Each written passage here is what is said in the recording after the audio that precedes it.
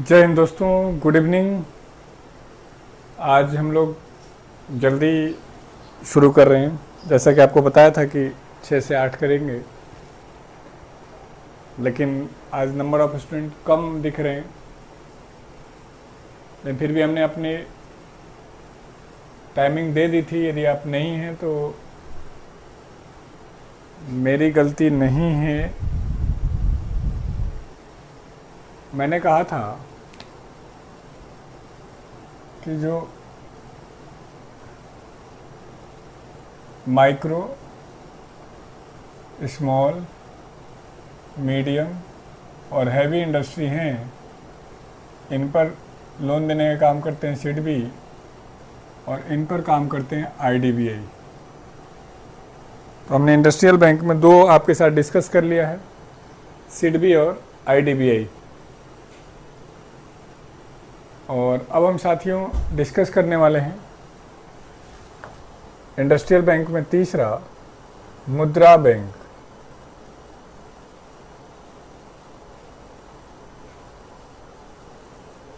What is the full form of मुद्रा? मुद्रा is the micro units development and refinancing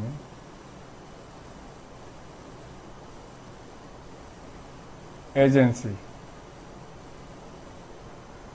Units Development and Refinancing Agency. It was established on 8th April 2015. Head office Mumbai. जो सबसे खास बात है, जो हमें जानने की ज़रूरत है,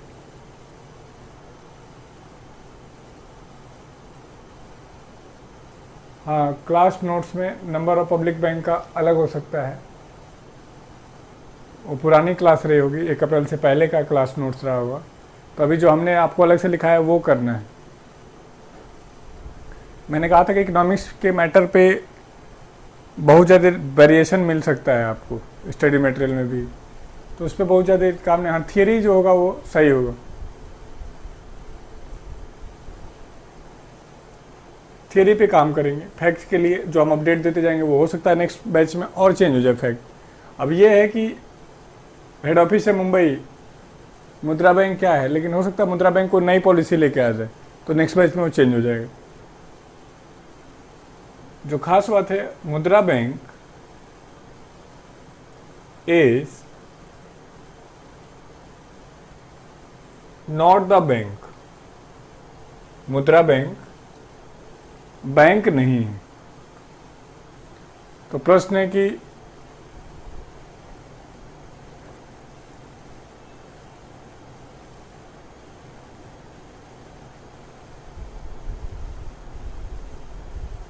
क्या है फिर? It is refinancing agency. यह पुनर्वित्त करने वाली संस्था है।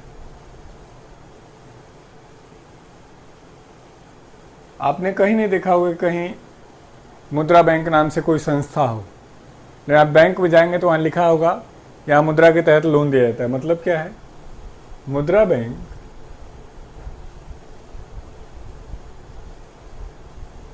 कोऑपरेटिव संस्थाओं को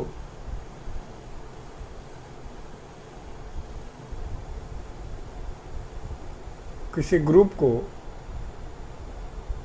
पैसा देगा, बैंक को पैसा देगा, और वो हमें, आपको, पब्लिक को पैसा देंगे। तो इस प्रोसेस को हम कहते हैं रीफाइनेंस करना, पुनर्वित्त करना। तो ये हो गया मुद्रा बैंक क्या है। तो मुद्रा bank is a refinancing agency, पुनर्वित्त करने वाली संस्था है।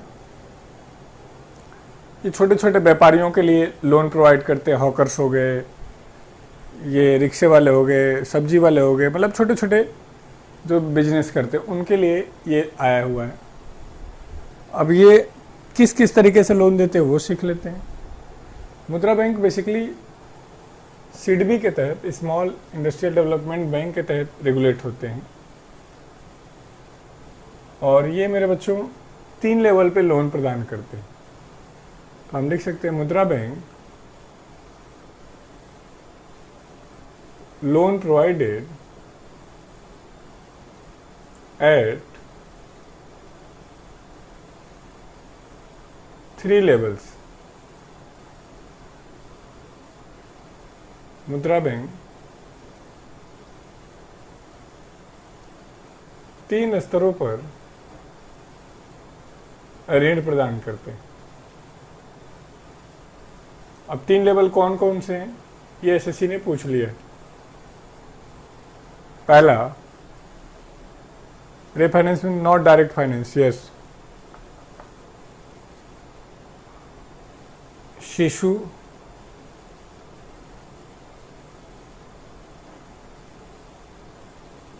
किशोर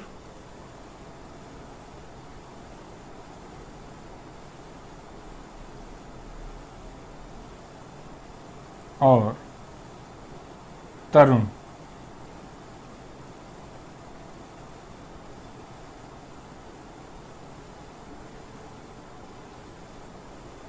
शिशु क्या है? अप टू 50,000 रुपीज़ तक का लोन चाहिए तो हम आपको लोन दे देंगे। जिस दिन मोदी जी ने लॉन्च किया था तो उस दिन भाषण दिया गया था कि यदि किसी रिक्शे वाले को देखा जाए तो अपनी कमाई का अधिकांश हिस्सा किसको देता है? जिससे उसने रिक्शा रेंट पे लिया हुआ है।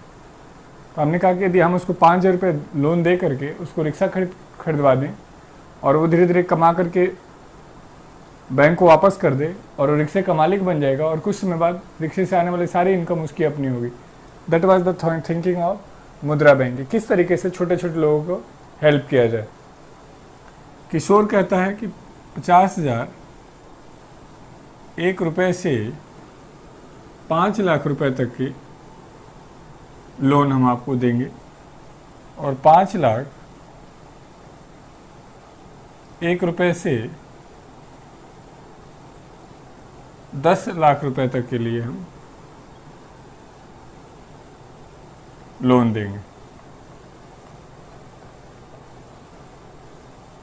तो ये है, आपसे पूछते हैं शिशु क्या है, किशोर क्या है, तरुण क्या है।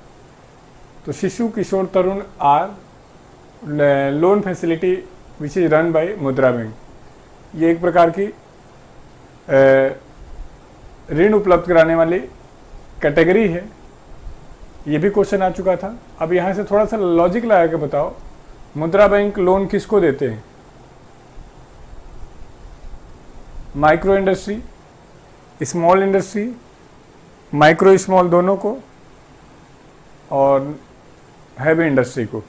मुद्रा bank loan provided to the micro industry, micro small both, और स्मॉल इंडस्ट्री और नन और हैवी इंडस्ट्री। बताइए जल्दी, मुद्रा बैंक किसको लोन देंगे?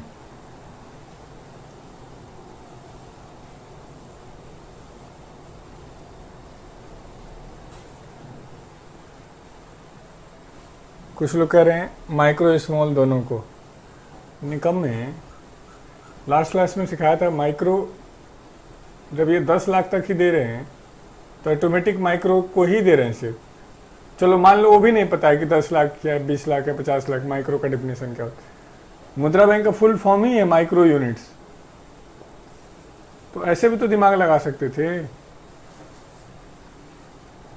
चलो,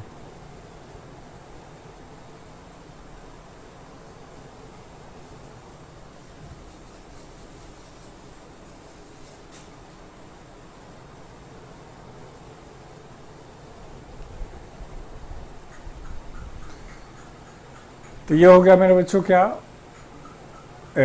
आईडीबीआई, सीडबी और मुद्रा बैंक। अब हमें सीखना है क्या,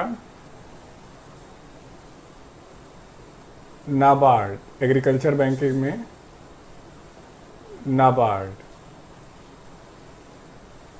national bank for agriculture and rural development कब एस्टेब्लिश हुआ था ये?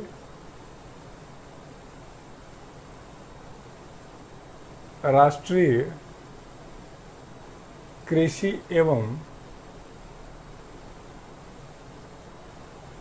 ग्रामीण विकास बैंक।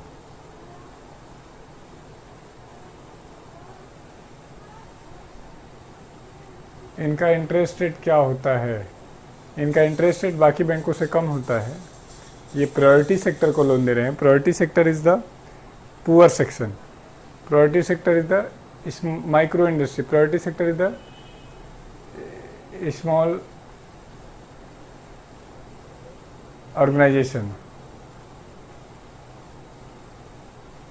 इस बार एसएससी सेकेंड शिफ्ट में पूछा गया था। हाँ, यही सब क्वेश्चन आते हैं।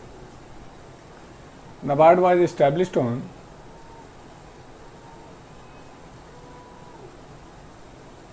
12 जुलाई 1982, 12 जुलाई 1982। सिक्योरिटी में क्या लेते हैं? मुद्रा बैंक। ध्यान रखना, मुद्रा बैंक डायरेक्ट इंडिविजुअल को देंगे ही नहीं। मुद्रा बैंक किसी न किसी रजिस्टर्ड संस्था को देंगे। जैसे देखो, आप थोड़ा सा ध्यान से देखना, अभी आने वाले थे हालांकि अभी, लेकिन अभी ज़रूरत है तो बता देते हैं। लोन देना बड़ी बात नहीं है, लोन लेना बड़ी बात है। तो किसानों को हमने क्या किया? सस्ते में लोन दे दिया, आसानी से लोन दे दिया। और वो लोन देना किसानों के लिए क्या हुआ? सुसाइड करने का एक बड़ा कारण बन गया। तो हमने इस बार क्या किया? डायरेक्ट ज़रूरतमंद को नहीं दिया। हमने कहा कि आप एक रजिस्टर्ड संस्था बनिए, कोऑपरेटिव। जैसे रिक्शे वालों ने मान लो अपने आप को रजिस्टर्ड कर लिया, तो हम इस ग्रुप को देंगे। अब ये ग्रुप रिटर्न करने के लिए लाइबल होगा। तो ये ग्रुप मिस्टर एक्स को लोन दे दिया, तो ग्रुप मिस्टर एक्स पे कंट्रोल रखेगा कि ऐसा ना हो कि मिस्टर एक्स पैसे का मिसयूज कर ले। मतलब हम किसी एक रिक्शे वाले को ना देके, रिक्शे वाले को यूनियन को दे रहे हैं, ग्रुप को दे रहे हैं, और वो जिम्मेदारी वापस करने की किसकी होगी? यूनियन की, ग्रुप की। तो इसमें ऐसा कोई हम आपसे सिक्योरिटी नहीं रख रहे हैं। हम आपका स्किल देखते हैं कि आपके पास क्या स्किल है। हम आपका बैकग्राउंड देखते हैं, हम आपका प्रपोजल देखते हैं, तो बहुत सारी चीज़ें देखते हैं। कोई गारंटी इसमें नहीं मांग रहे। NABARD 12 जुलाई 1982 को स्थापित हो गया। Head office Mumbai.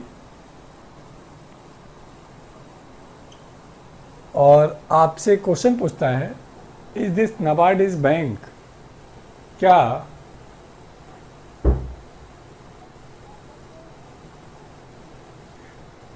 Mister x भी तो फिर रिक्शे वाले से ज़्यादा पैसे लेगा? नहीं, मिस्टर एक्स उस ग्रुप के मेंबर है। जैसे हम 5 लोग रिक्शा चलाते हैं, हम 5 लोगों ने मिल करके अपने आप को रजिस्टर्ड किया, और हम 5 की जिम्मेदारी उस पैसे को वापस करने की। तो छठे व्यक्ति को हम थोड़ी नहीं दे रहे हैं, हम आपस में लेके आपस में बांट रहे हैं। That is cooperative. अभी बताने वाले हैं कोऑपरेटिव क्या होते हैं। सर, गवर्नमेंट सर्वेंट ले सकते हैं लोन कोऑपरेटिव से? नहीं, गवर्नमेंट सर्वेंट बिजनेस पर्पज़ के लिए कोई भी लोन नहीं ले सकते लीगली। पर्सनल लोन ले सकते हैं, घर के लिए ले सकते हैं, प्रॉपर्टी के लिए ले सकते हैं, मुद्रा बैंक के तहत नहीं ले सकते।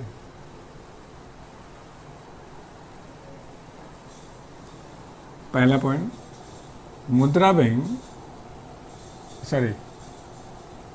NABARD is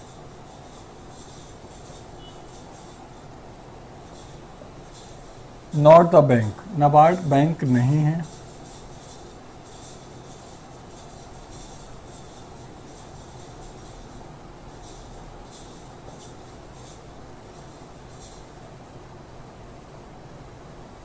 it is a financial institution.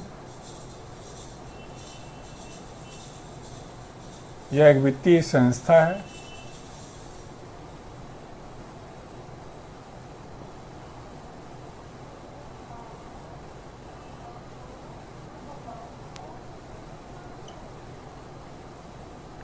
which is working for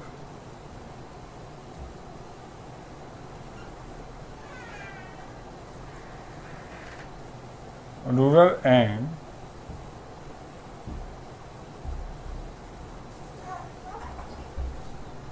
farmers, जो ग्रामीण और किसानों के लिए कार्य करती है।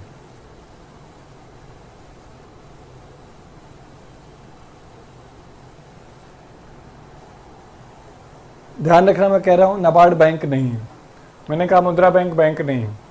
तो अब आपके मन में एक क्वेश्चन आना चाहिए कि सर बैंक होता क्या है, बैंक कहते किसे हैं? आप सब चीज़ को बोल रहे हो कि बैंक नहीं है, बैंक नहीं है। तो ध्यान देना, बैंक दोनों काम करेंगे, डेबिट का भी काम और क्रेडिट का भी काम, यानी पैसे आपसे जमा करने का और आपको लोन देने का। अदरवाइज दोनों में से कोई भी एक कार्य कर रहे हैं तो हम आपको फाइनेंशियल इंस्टीट्यूशन कहेंगे। क्या आपने सुना कि नाबार्ड आपका पैसा जमा करता है कि नहीं? नाबार्ड सिर्फ और सिर्फ फाइनेंसिंग का कार्य करता है, आपको हमें लोन देने का कार्य करता है। मोस्ट ऑफ द बैंक के हेडक्वार्टर मुंबई में ही क्यों है? हिस्ट्री पढ़े होंगे आप, अंग्रेज आते कहाँ से थे? सी से, ओशियन से। तो उतरते कहाँ थे? ओशियन में। तो सी से आना था, जाना था, तो पहले शुरू में क्या था, जब केप ऑफ गुड होप नहीं था तो बड़ी लंबी दूरी तय करके वो बंगाल को प्रीफर करते थे। धीरे धीरे वो मुंबई को उन्होंने सेंटर बनाया और वहीं से सारी फाइनेंशियल एक्टिविटीज़ शुरू की हैं। इसलिए आज भी हम भारत की फाइनेंशियल कैपिटल किसको कहते हैं? मुंबई को कहते हैं। तो वो हिस्टोरिकल बैकग्राउंड की वजह से मुंबई मैक्सिमम फाइनेंशियल इंस्टीट्यूशन का हेड ऑफिस है। पॉलिटिकल हेड ऑफिस हमारा देश का क्या है? राजनीतिक कैपिटल दिल्ली। तो मैंने क्या कहा, नाबार्ड फाइनेंशियल इंस्टीट्यूशन है, बैंक नहीं है। बैंक वो जो दोनों काम करेगा। अभी मैं थोड़ी देर पहले बाद अभी आपको पेमेंट बैंक सिखाने वाला हूँ, तो थोड़ा सा और जिक्र करेंगे वहाँ पर। एक पॉइंट और लिख सकते हैं, NABARD is the apex financial institution for agriculture sector. कृषि क्षेत्र की सर्वोच्च वित्तीय संस्था है। एपेक्स फाइनेंशियल इंस्टीट्यूशन सर्वोच्च वित्तीय संस्था है। सर फिर लोन कैसे रिटर्न होता है? निकम में जिससे लिया है लोन उसको वापस करेगा। ये थोड़ी ना है कि वन वे हो गया। टू वे का मतलब था कि मैं बैंक अकाउंट खोल सकता हूं। तो नाबार्ड में ऐसा कोई बैंक अकाउंट नहीं है। हाँ, लोन लिया तो लोन तो देगा ही देगा। ऐसा थोड़ी ना सिर्फ देने देने का काम करें, जिन्होंने लिया उनसे वापस तो लेंगे ही लेंगे। अब वैसे भी हम और आप नाबार्ड से डायरेक्ट नहीं लेते हैं। नाबार्ड एग्रीकल्चर सेक्टर के लिए जो कार्य करने वाली संस्थाएं हैं, जैसे आरआरबी, रीजनल रूरल बैंक, इनको लोन देते हैं और ये हमें आपको लोन देते हैं और इस तरीके से करता है। हम और आप डायरेक्ट नाबार्ड से लोन भी नहीं ले सकते। ये भी एक तरीके से हम कह सकते हैं NABARD is also a refinancing institution. यह भी एक पुनर्वित्त करने वाली संस्था है जो एग्रीकल्चर सेक्टर के लिए कार्य करती है। सर इनके नाम में बैंक क्यों डाला है फिर?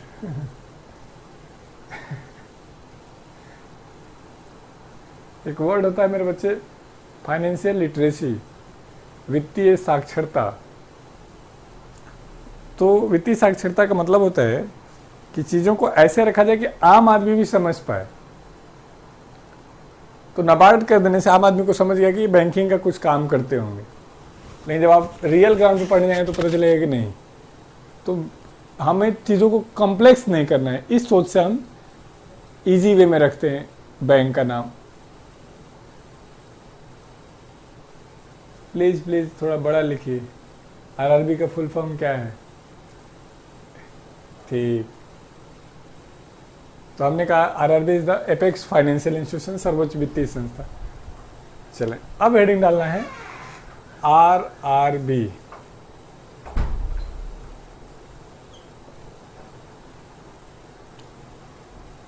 तो क्या RRB का full form railway recruitment board है क्या?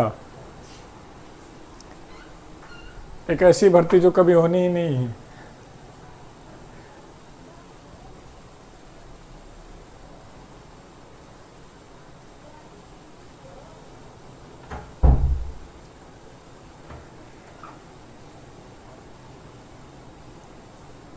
What is the full form of RRB? Yes, yes, yes. एक निकम कह रहा reserve bank of India. Reserve bank of India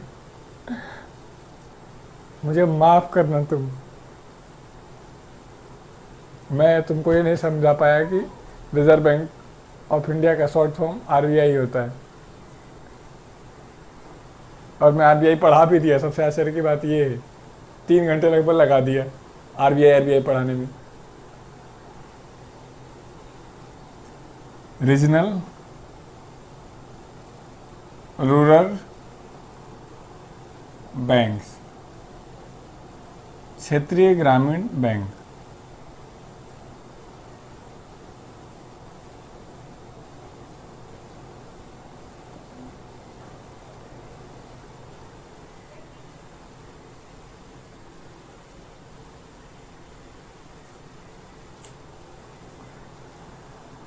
चलो एक कॉन्सेप्ट सीखें, शायद जानते हो तो अच्छी बात है, नहीं जानते हो तो भी कोई दिक्कत नहीं।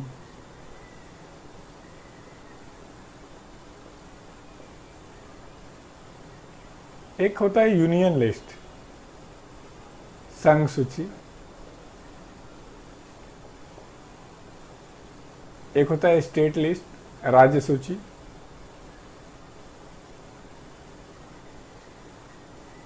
और एक होता है कॉन्करेंट लिस्ट, समवर्ती सूची।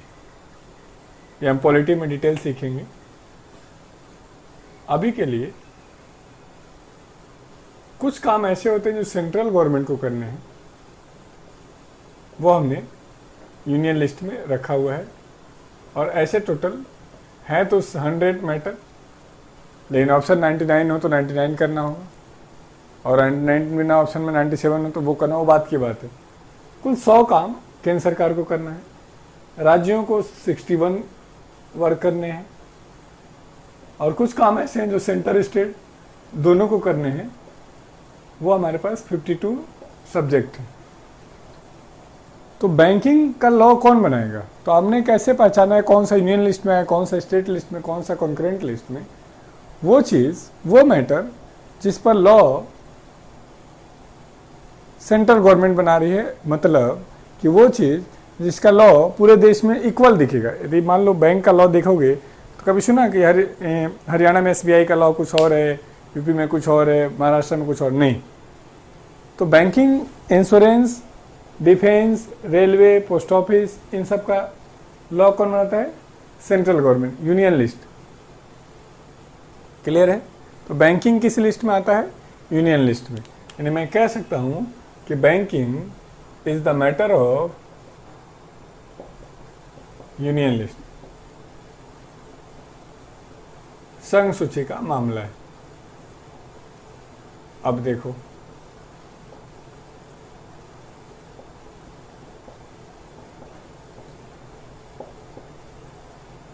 ये पहले नहीं बताया। पहले नहीं बताया क्यों? अब हमें जरूरत है इसकी। क्या मतलब है?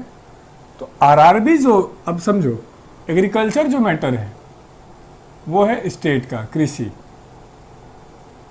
लैंड जो मैटर है, भूमि जो मैटर है, वो है स्टेट का।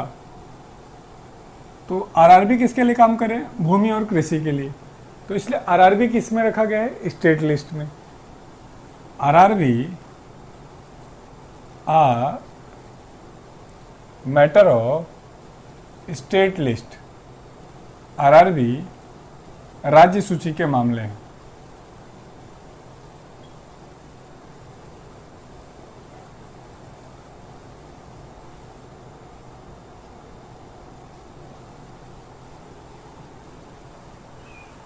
मैटर ऑफ स्टेट लिस्ट राज्य सूची के मामले हैं।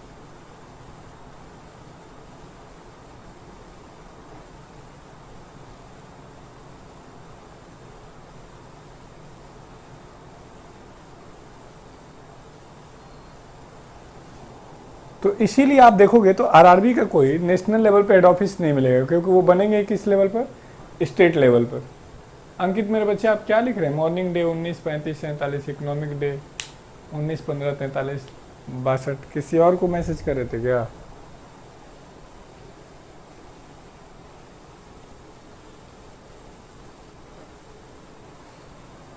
तो आरआरबी हमने क्या कहा अब तक, एक पॉइंट, आरआरबी स्टेट लिस्ट का मैटर है।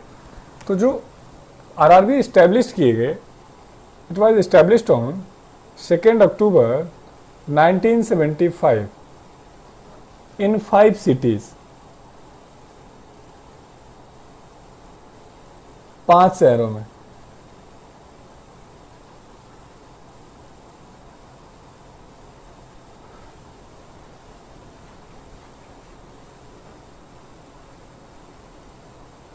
अच्छा आप क्वेश्चन नंबर बोल रहे हैं, ठीक है ठीक है, क्वेश्चन डिस्कस करेंगे। 5 शहरों में प्रारंभ की गई। 5 का नाम क्या है? तो पहला हमने शुरू किया था मुरादाबाद यूपी, गोरखपुर यूपी, भिवानी हरियाणा, जयपुर राजस्थान और मालदा वेस्ट बंगाल। तो इन 5 जगहों में पहली बार आरआरबी शुरू की गई। धीरे धीरे धीरे धीरे हमने इनका विस्तार करना शुरू कर दिया।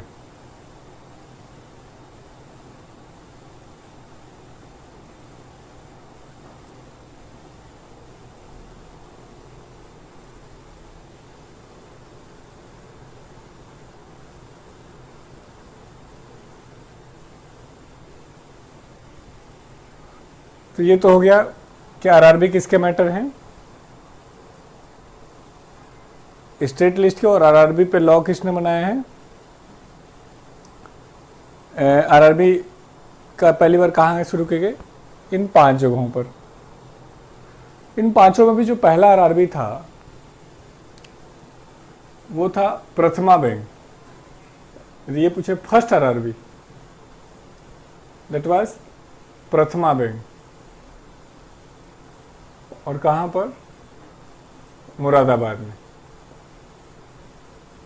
एसएससी ने तो अब तक नहीं पूछा है, पीसीएस यूसीएस में ऐसे क्वेश्चन पूछ लेते हैं उनके लिए। अब आरआरबी कहाँ कहाँ नहीं है? तो हमने कहा आरआरबी स्टेट लिस्ट के मैटर हैं, तो आरआरबी कहाँ नहीं होंगे? RRB not situated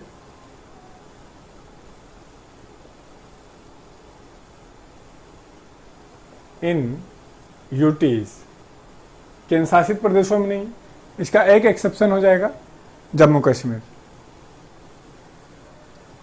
UTs, Goa और सिक्किम, इन 3 जगहों पर आरआरबी नहीं है। सर टेस्ट वाली सीट में तो बहुत ही अलग क्वेश्चन है जो पढ़े ही नहीं अभी तक। एक सीट 10% क्वेश्चन आते थे, दूसरे के 90% आते थे। चलो, सीट देने का पर्पज़ यही है कि आपको ये समझ में आए कि क्वेश्चन कैसे कैसे बन सकते हैं, क्या क्या क्वेश्चन आ सकते हैं। जैसे आप कहते हैं ना मेरे से कि सर इकोनॉमिक्स तो बहुत ऊपर से जा रहा है, तो ये आपको दिखाना जरूरी होता है कि अभी और हमें कितना डिटेल पढ़ने की ज़रूरत है। बाकी जो इंट्रोडक्शन वाले टॉपिक में क्वेश्चन है बहुत सारे थियरी वाले, उसके लिए परेशान नहीं होना है। जम्मू कश्मीर में क्या है, क्या आरआरबी? बिल्कुल है। अब पुराना वाला तो है ही। आज क्लास जल्दी शुरू कर दी गई। मेरे बच्चों, हम लोगों ने बात की तो थी कि हम परसों की क्लास में कि हम मिलेंगे 6 बजे, आपको बता दिया था। आप ही लोग कह रहे थे कि सर 8 बजे के बाद नहीं। अब है आरआरबी में शेयर कितनी, शेयर्स इन आरआरबी, आरआरबी में हिस्सेदारी।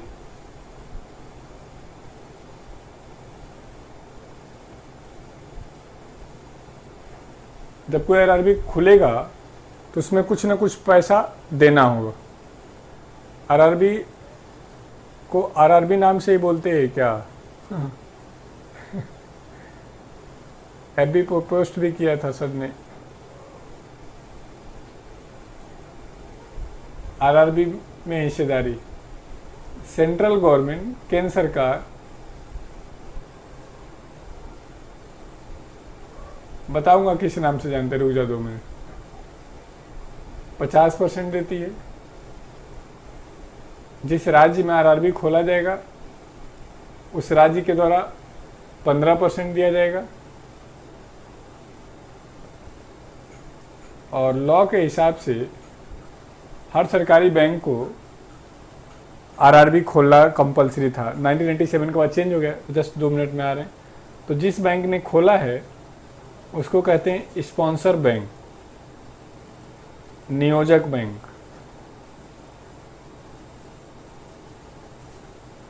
क्या मतलब है इसका बता रहे। और इस तरीके से 100% होता है। जैसे मेरे साथियों, मेरे दोस्तों, आप सुनते हैं गुड़गांव ग्रामीण बैंक। तो गुड़गांव ग्रामीण बैंक के नाम के आगे आरआरबी नहीं लिखा है, लेकिन गुड़गांव ग्रामीण बैंक लिखा है, गुड़गांव रूरल बैंक। तो उसको कौन रेगुलेट कर रहा है? एसबीआई। तो एसबीआई क्या हो गया? स्पॉन्सर्ड बैंक हो गया। आप बिहार में देख रहे हैं मगध ग्रामीण बैंक। तो जहाँ तक मेरा नॉलेज है, मगध ग्रामीण बैंक को पीएनबी रेगुलेट कर रहा है। आप किसी को एग्जैक्ट श्योर हो कि नहीं पीएनबी रेगुलेट नहीं कर रहा है तो आप मुझे बता सकते हैं। इसी तरीके से जैसे भारत का जो पहला बैंक था, प्रथमा बैंक, इसको रेगुलेट करने वाली संस्था का नाम क्या था? Syndicate bank.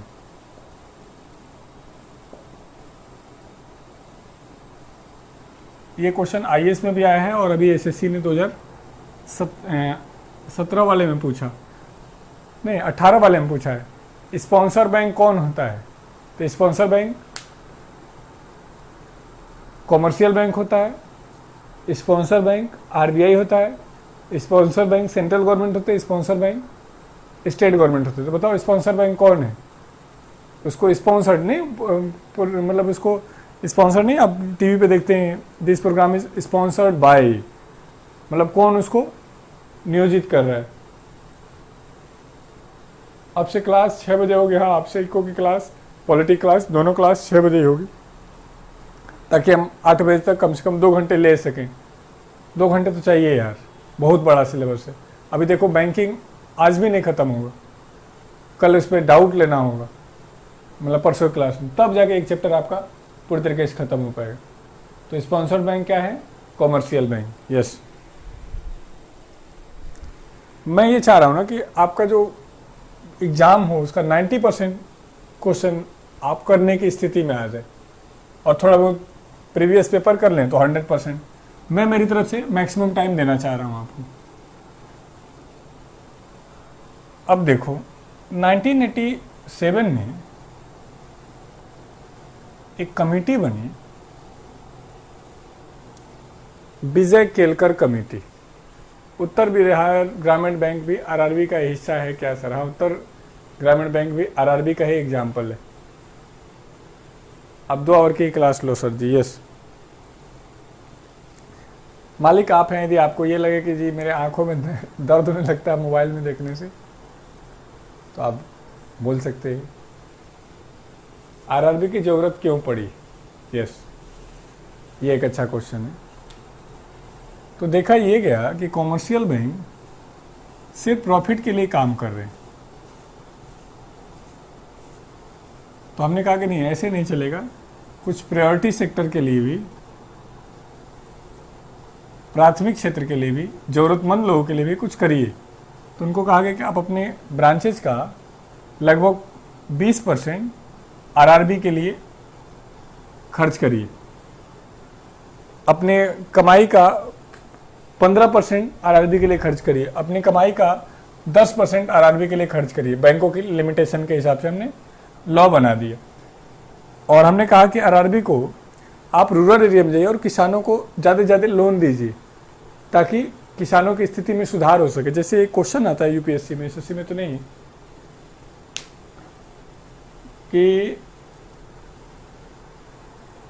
Main problem of Indian farmers is, भारतीय कृषक के सामने मुख्य समस्या क्या है। अब मैं 4 ऑप्शन दे रहा हूं, ध्यान रखना चारों है, लेकिन चारों में मेन कौन सा है। पहला, स्मॉल होल्डिंग ऑफ लैंड्स, खेतों का छोटा आकार।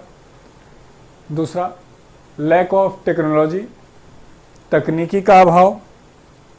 तीसरा, lack of financial facility, lack of finance, वित्त का अभाव। और लैक ऑफ लिटरेसी, शिक्षा का अभाव। क्या मेन समस्या है भारतीय कृषक के सामने? चारों ऑप्शन के हिसाब से बताओ, तो फिर आपको यह मैं समझाने में सक्षम हो जाऊंगा कि आरआरबी क्यों लाने पड़ी।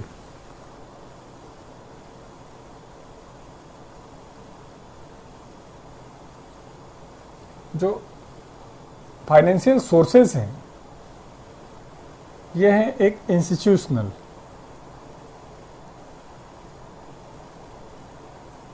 संस्थागत, और एक है नॉन इंस्टीट्यूशनल, गैर संस्थागत।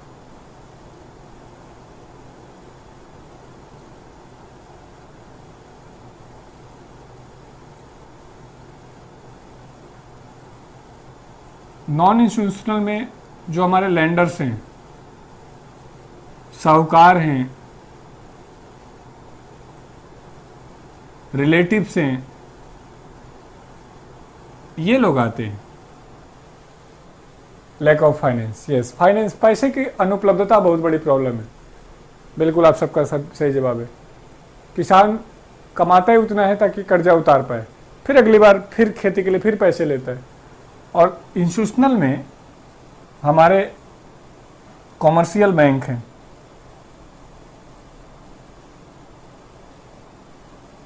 हमारे लैंड डेवलपमेंट बैंक हैं, हमारे आरआरबी हैं, हमारे कोऑपरेटिव बैंक हैं,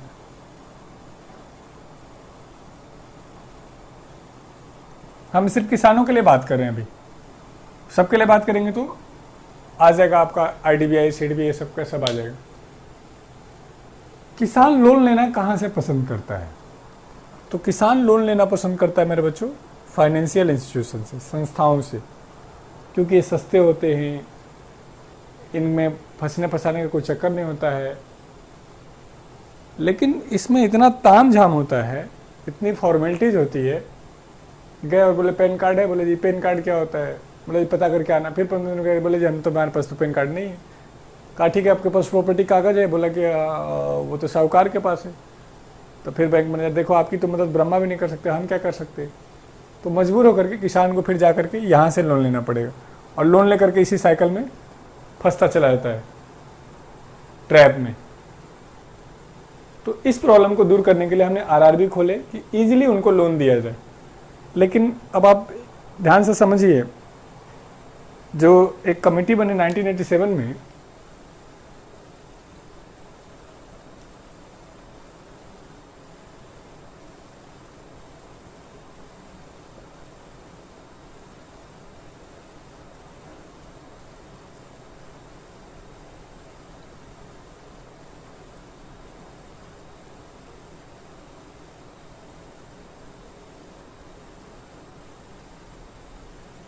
यही कमेटी है जिसने जीएसटी को भी रिकमेंड किया है। तो इस कमेटी ने देखा कि किसानों को इजीली लोन देना सुसाइड का एक बड़ा कारण बन गया, और इसीलिए 1987 के बाद ये डिसाइड किया गया कि किसानों को हम सस्ता लोन, इजी लोन नहीं उपलब्ध कराएंगे, और बल्कि 1987 के बाद ये डिसाइड किया गया कि अब कोई नया आरआरबी नहीं खोला जाएगा, और धीरे धीरे आरआरबी को बंद करो। 1987 के आसपास लगभग 200 आरआरबी थे, 192 के आसपास। अब कम होते होते होते वो लगभग 60 के आसपास रह गए। क्यों? अब वो समझिए, अब हमने कहा है कि बैंकों के आरआरबी के तहत आपको लोन देना ही देना है, मतलब टारगेट। अब हमने किसानों को लोन दिया, लेकिन दिक्कत क्या है कि लोन देते ही मैनेजर इस शर्त पे है ताकि खुद कमीशन खा पाए, 20% 30% यूं ही काट लेते हैं। अब यदि आप किसी को लोन देंगे 30% खुद कमीशन रख के, तो एग्जैक्टली आप लोन नहीं दे रहे हैं, आप उसके सुसाइड पेपर पर साइन करवा रहे हैं। अब ये उसके औकात पे डिपेंड करेगा कितने टाइम तक वो इस प्रेशर को झेल पाएगा। दूसरा दिक्कत क्या था, किसान को लोन एक बार में दे दिया जाता था, एक एक करके नहीं दिया जाता था। तो वो परिवार जिसके ऊपर ढेर सारे कर्जे हैं, जिसने 2 लाख 3 लाख एक साथ नहीं देखा है, आते ही पहले क्या करते थे, कर्जे उतारते थे और घर की कई छोटी छोटी ज़रूरतें थे वो पूरे कर लेते थे। घर में आपके हमारे जैसा कोई युवा था, वो अपने स्वार्थ के हिसाब से पैसे का यूज कर लेता था। यानी सच्चाई की बात है कि 90% पैसे सही जगह खर्च नहीं होते थे, लेकिन बैंक तो पैसा दिया है तो लेगा, तो बैंक ने प्रेशर डालना शुरू किया, बाद में पुलिस आने लगी और लास्ट में किसान ने सुसाइड किया। तो ये एक बड़ा कारण भी रहा है सुसाइड का। तो इसको रोकने का अच्छा तरीका क्या है? तो रोकने का अच्छा तरीका है कि डायरेक्ट एक बार में लोन ना दिया जाए। अब इसी तरीके से किया जाता है, अब एक बार में नहीं देते हैं, अब प्रोडक्ट खरीदने के लिए देते हैं। आपने ट्रैक्टर खरीदना है, लोन ले जाइए, आपने सीड्स खरीदना है, लोन ले जाइए। तो विजय ये कमेटी के कहने के बाद हमने 1987 के बाद आरआरबी हमने नए नहीं खोले हैं। चले और आरआरबी के बाद आरआरबी क्या, क्यों, कैसे, एक और जान लो, कोऑपरेटिव बैंक क्या होते हैं, सहकारी bank.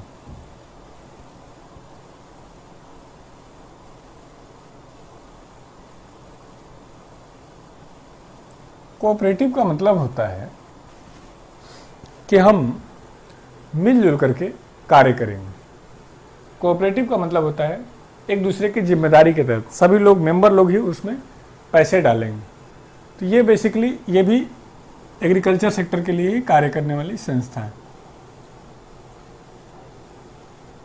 Bank for agriculture sector with the concept of cooperative. बिल्कुल मिनिमम रेट पर लोन देते हैं। ये भारत में 3 लेवल पर है। पहला है विलेज कोऑपरेटिव बैंक, ग्रामीण लेवल पर बैंक होगा और गांव के मेंबर उसके सदस्य होंगे और मिलजुल करके पैसा डालेंगे और जो खर्चा आएगा उसको निकाल करके बाकी प्रॉफिट आपस में बांटेंगे या जिसको जरूरत होगी पूरा करेंगे। फिर उसके बाद आता है डिस्ट्रिक्ट, और डिस्ट्रिक्ट का ही दूसरा नाम है, यही एग्जाम में कंफ्यूज करता है, सेंट्रल कोऑपरेटिव बैंक, जिला सहकारी बैंक। और जिला सहकारी बैंक के ऊपर आता है स्टेट कोऑपरेटिव बैंक, राज्य सहकारी बैंक। तो हमसे क्रम लगाने के लिए आता है। तो हम जनरली सेंटर वाला हम सोचते हैं सेंटर से नहीं, सेंटर का मतलब दोनों के बीच का है। दूसरा, ये सारा कुछ कोऑपरेटिव बैंक भी रेगुलेट होता है बैंकिंग रेगुलेशन एक्ट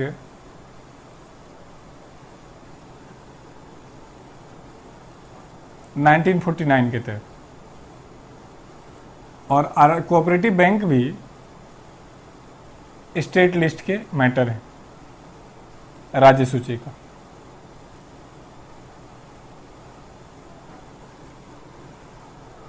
तो ये हो गया आपका नाबार्ड, आरआरबी, कोऑपरेटिव बैंक। एक है हमें जो सीखना है नया वाला, पेमेंट बैंक।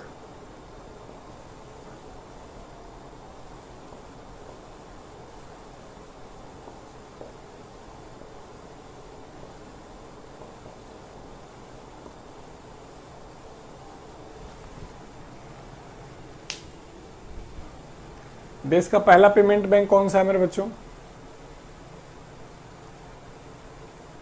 ये क्रम जरूर याद रखना, ये एग्जाम में आता है। सेंटर वाला सेंटर में है, सेंट्रल नहीं है। सबसे टॉप पे होता है स्टेट वाला और सबसे लोअर पे विलेज। इन दोनों में दिक्कत नहीं होता है, कंफ्यूजन होता है।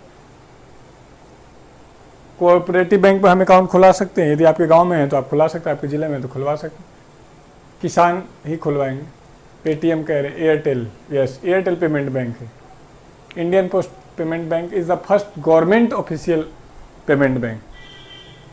Payment bank was suggested by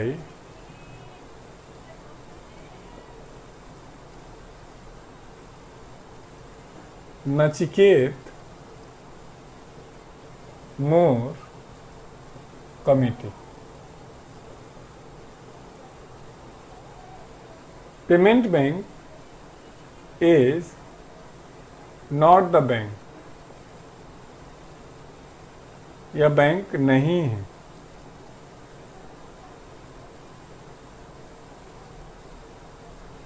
It is only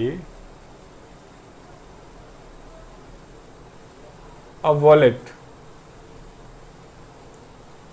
Yeah, it is only a digital wallet. या एक डिजिटल हिंदी में बिल्कुल सही करें, भुगतान बैंक कह सकते हैं। डिजिटल वॉलेट है जो इसको हम पेमेंट के लिए यूज़ करते हैं। मिनी बैंक क्या होता है? हमारे गांव में एक है, मिनी बैंक आ रहे हैं। मिनी बैंक ऐसे समझ लो,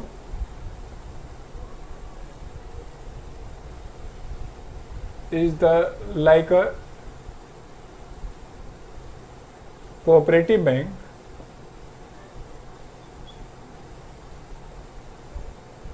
इन डिजिटल फॉर्म।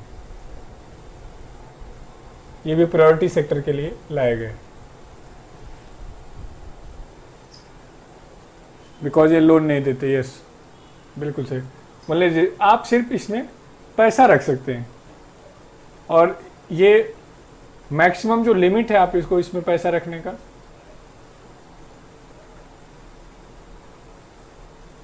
वो है 1,00,000 रुपए। आप ऐसे समझो ना, पेटीएम पेटीएम जो काम करता है वही पेमेंट बैंक है। एयरटेल मनी, पेमेंट बैंक में भी आरबीआई का ही कंट्रोल हो, सब कुछ आरबीआई कंट्रोल में होगा, ये ध्यान रखना है। सब कुछ आरबीआई कंट्रोल में होगा।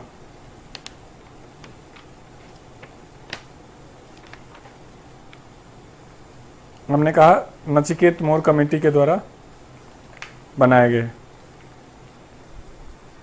और they can't give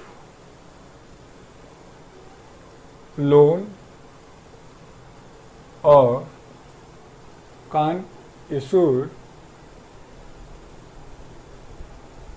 credit card.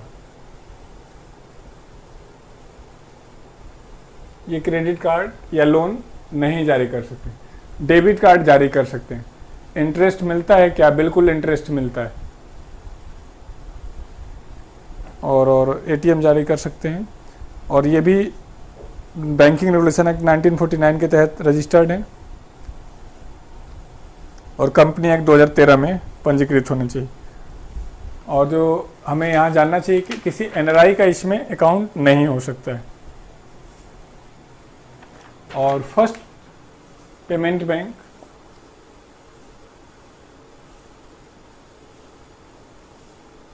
Was Airtel money.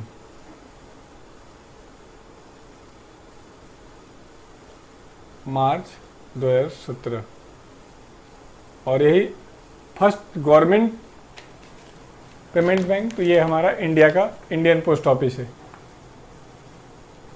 Paytm अब क्रेडिट कार्ड देता है? नहीं, पेटीएम क्रेडिट कार्ड नहीं देता है। देता है तो किसी बैंक का देता होगा, किसी बैंक का। पेटीएम का खुद का क्रेडिट कार्ड नहीं होगा।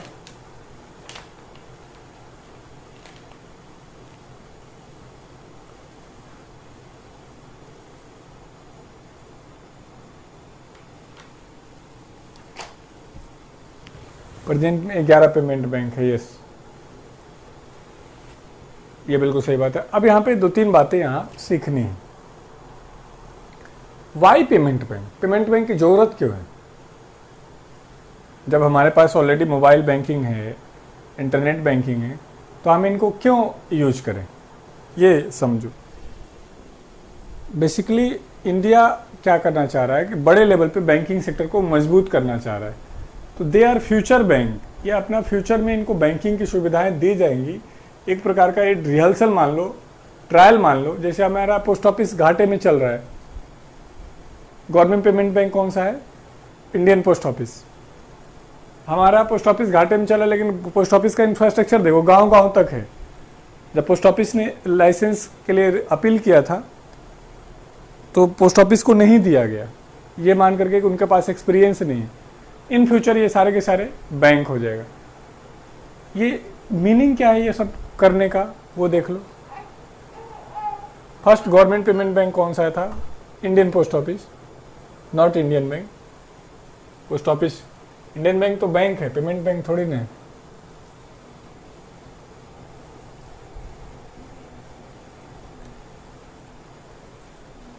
₹100 करोड़ कम से कम कंपनी की औकात होनी चाहिए, तब जाके आपको पेमेंट बैंक खोलने की लिमिटेशन दी जाएगी। अब प्रश्न है कि सारी चीजें क्यों दी जा रही हैं?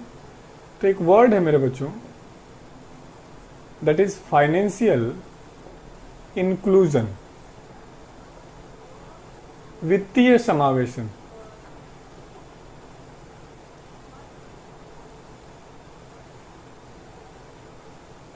इंक्लूजन मतलब क्या होता है? For all.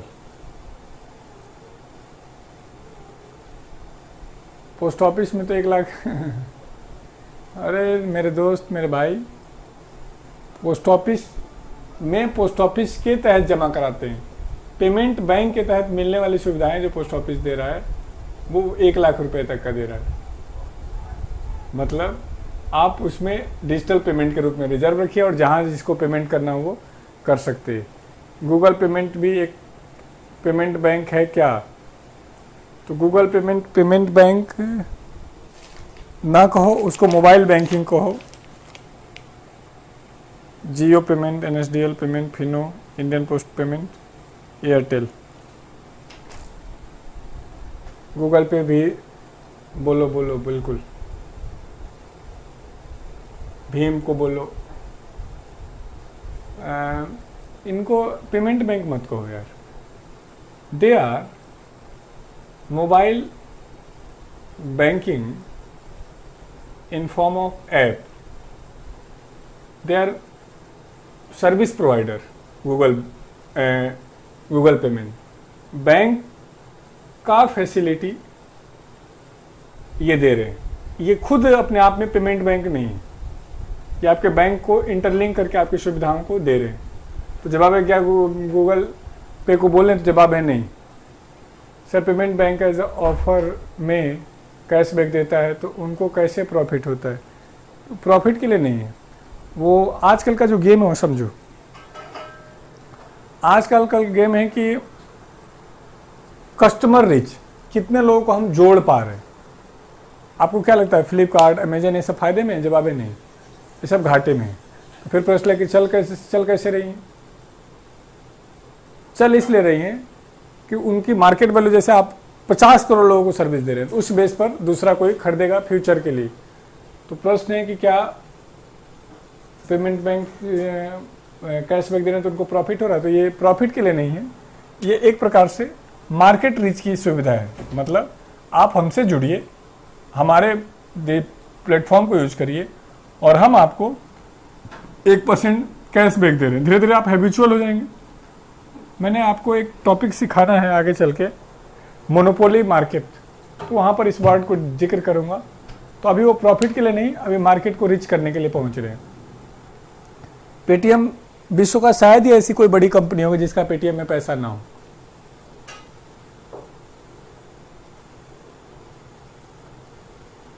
क्योंकि गूगल पेमेंट 1 लाख का अमाउंट नहीं सेविंग में रखता है। नहीं, आप अपना लिमिट बढ़ा लो। भीम, तेज, UPI भी पेमेंट बैंक है क्या सर? नहीं, they are service provider in digital form. तो अभी आपके क्वेश्चन का जवाब है कि वो प्रॉफिट के लिए नहीं कर रहे हैं, मार्केट रीच के लिए। हम बस आपको जोड़ रहे हैं, एक बार हैबिचुअल तो हो, धीरे धीरे हम आपको आपसे पैसे कमाते चले जाएंगे उस सॉफ्टवेयर पर हम ऐड करते हैं।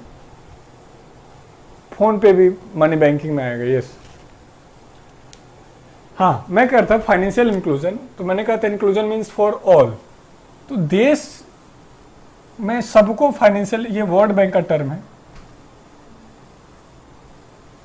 और इसका सबसे ज़्यादा यूज किया गया था मोदी जी के द्वारा जनधन अकाउंट खोलने के टाइम, कि देश के आखिरी से आखिरी नागरिक को हम मॉनेटरी सिस्टम में जोड़ने का प्रयास कर रहे हैं। तो देश के आखिरी से आखिरी नागरिक को मॉनेटरी सिस्टम में कैसे जोड़ेंगे? जैसे देखो, एक एग्जांपल, मैं एक रिक्शा चलाने वाला हूँ, मैं एक छोटा आदमी हूँ, आम आदमी हूँ, तो मेरा फ्यूचर सिक्योर कैसे होगा? जब मैं पैसे को सेव करूँगा। तो पहले मैं पैसे अकाउंट खुलवाने जाता था तो वो कहते था कि जी 5,000 होगा तभी खुलेगा। तो सच्चाई की ये कि ना मेरे पास कहीं 5,000 होता था, ना मैं जमा करता था, ना मैं आगे बढ़ पाता था। अब उन्होंने कहा नहीं, कोई बात नहीं, जीरो अकाउंट पे आओ, खोल लो। धीरे धीरे मैंने 100 रुपये, 200, 500 करके इकट्ठा करना शुरू किया और धीरे धीरे मेरे पास पैसे इकट्ठे होते चले गए। तो हम क्या करें, फाइनेंशियल इंक्लूजन का हर वो पॉसिबल कंडीशन को जिससे हम कस्टमर को ज़्यादा से ज़्यादा फाइनेंशियली इंडिपेंडेंट कर सकें, वो करने का प्रयास कर रहे हैं। हम बैंकों पे पड़ने वाले बर्डन को कम करना चाह रहे हैं। हम इजी फाइनेंसिंग सिस्टम लेकर के आना चाह रहे हैं ताकि फाइनेंशियल इंक्लूजन का जो सपना है वो साकार हो पाए। तो हमने दो बातें कहा, एक शॉर्ट टर्म में इनको फ्यूचर के बैंक के लिए ओपन करें, लेकिन जो मेन ग्राउंड है वो है फाइनेंशियल इंक्लूजन, वित्तीय समावेशन, सबको मुख्य धारा में शामिल करना। चलें, तो ये हो गया पेमेंट बैंक। अब कुछ वर्ड जो हमें सीखना चाहिए, जैसे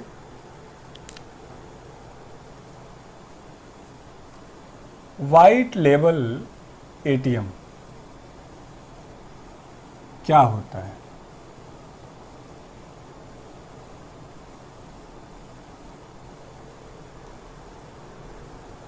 देश का पहला व्हाइट लेबल एटीएम था टाटा इंडिकैश। सर, पेटीएम में फिक्स डिपॉजिट करना सही रहता है क्या? सही है, फ्यूचर पेटीएम का ही है। विश्व का सारे कंपनियों ने उसमें पैसे लगाए। जैसे एक एग्जांपल समझो, एक एजुकेशनल प्लेटफॉर्म है, आप देख रहे होंगे, अनअकैडमी। क्या लगता है वो फायदे में है? नहीं, वो सिर्फ रिच बढ़ा रहा है और करोड़ों खरबों रुपए बड़ी बड़ी कंपनियां उस पर पैसे लगा रही। एक समय आएगा जब उसका रिच सब तक पहुंच जाएगा। ओला उबर इसके अच्छे एग्जाम्पल है। ये सिर्फ रिच बढ़ाना, लोगों तक, कस्टमर तक पहुंचना किसी तरीके से। फिर तो आपको जब भी, जैसे आप क्या, एक है वर्ड नेट न्यूट्रलिटी, नेट निरपेक्षता, कि जब आपने एयरटेल का मोबाइल खरीदा या सिम लिया तो साथ साथ आपका ऐप अपने आप मोबाइल में फ्लिपकार्ट डाउनलोड है या अमेजन डाउनलोड है। इसका मतलब क्या है, हर वो कस्टमर जिसने उस पार्टिकुलर कंपनी का खरीदा, ऑटोमेटिक उस तक पेटीएम या फ्लिपकार्ट या अमेजन पहुंच गया। तो ये सारे मिलजुल करके मार्केट रीच बनाने का एक प्रयास है। बताएंगे व्हाइट लेवल एटीएम क्या होता है?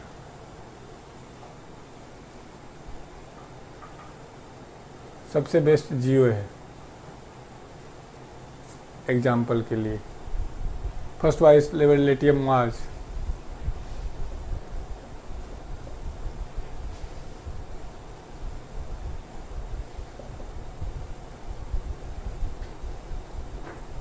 when non-banking institution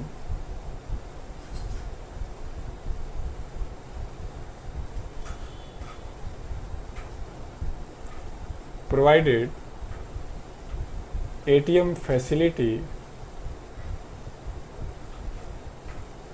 is known as white label ATM।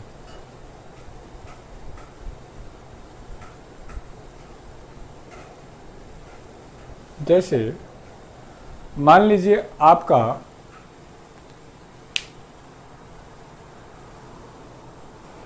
Bank account है एसबीआई में और बैंकों ने लिमिट लगा दिया कि जी आप एक महीने में 3 से ज़्यादा बार ट्रांजैक्शन नहीं कर सकते, 5 से ज़्यादा नहीं कर सकते। अब आपके घर से लगभग 4 किलोमीटर दूर है SBI ATM, तो आप रिक्शे में जाएंगे, आएंगे जाएंगे, टाइम भी खराब हो गया, और मान लीजिए आने जाने रिक्शा बुक करने में आपका 1 घंटा भी लग गया, और कोई गारंटी नहीं कि उस ATM में वहाँ पैसा होगा। तो आपने देखा कि आपके घर के पास टाटा का ATM है, आजकल उसका भी, मुथूट फाइनेंस वालों का भी आ रहा है, और उन्होंने कहा कि कोई बात नहीं, हम आपसे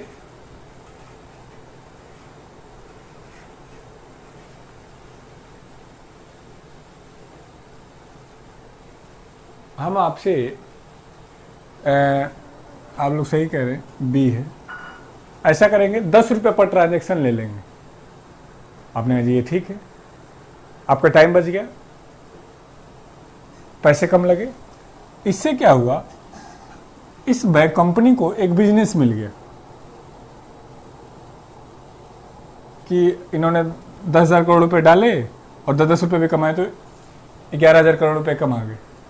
तो जब कोई नॉन बैंकिंग इंस्टीट्यूशन ATM सुविधा देता है तो इसको हम क्या कहते हैं, वाइट लेवल ATM। क्या ये बात क्लियर हुई? हिताची का भी आ रहा है ATM, हो सकता है हिताची का भी आ रहा हो।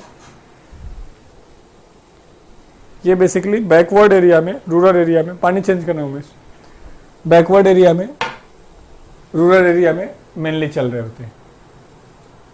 चले, और क्या है, कोर बैंकिंग।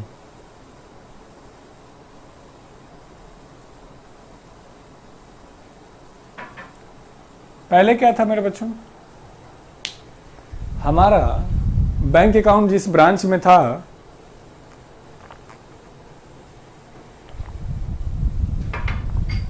उसी ब्रांच में हम अपना अकाउंट चला सकते थे, अपनी एक्टिविटी कर सकते थे। अभी क्या हुआ, all branches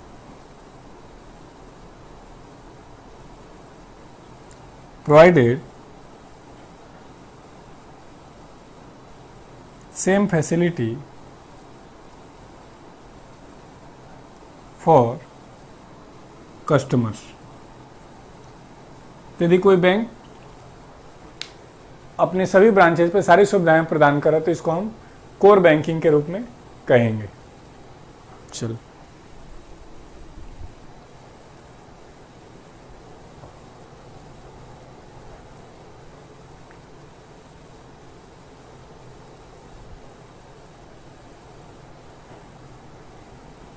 white level ATM एक बार फिर से बता दीजिए। निकम्मो, मैं कह रहा हूं कि एक ऐसी संस्था जो बैंकिंग सेक्टर में नहीं है वो ATM की सुविधा देगी तो उसको वाइट लेवल ATM कहेंगे। तो इसमें क्या बताना है तुमको, मैंने एग्जांपल दे दिया, टाटा इसका एग्जांपल, टाटा का बैंक आता है नहीं आता है, मैंने एग्जांपल दे दिया तुमको, ये मुथूट फाइनेंस का बैंक है नहीं है लेकिन उसका ATM है, तो ये वाइट लेवल ATM हो गया। हमें आपको क्या हुआ, फैसिलिटी मिल गई, उनको क्या हुआ, बिजनेस प्राप्त हो गया। चले,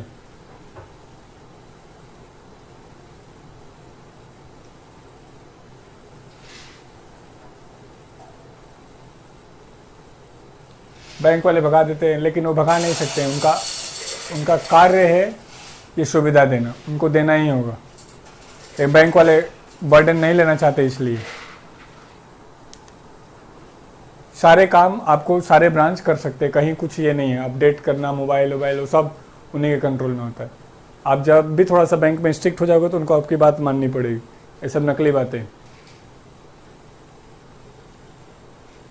सारे बैंक कोर बैंकिंग सुविधा दे रहे हैं, यस सारे बैंक दे रहे हैं। और कोई वर्ड टर्म आपको, चलो सर बेस रेट क्या होता है, बेस रेट हम सिखा चुके हैं लास्ट क्लासेस में, देख लेना, अब नहीं। अब आते हैं थोड़ा बहुत बैंक के बारे में फैक्ट जान लेते हैं, फैक्ट्स।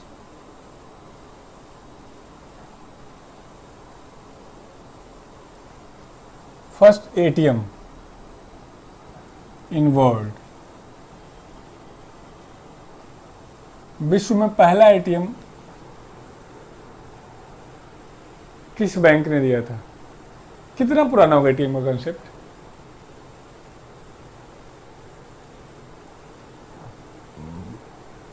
बोल रहे हैं वीडियो नहीं चल रही, वीडियो चल तो रही है, कमेंट करके बताएं एक बार।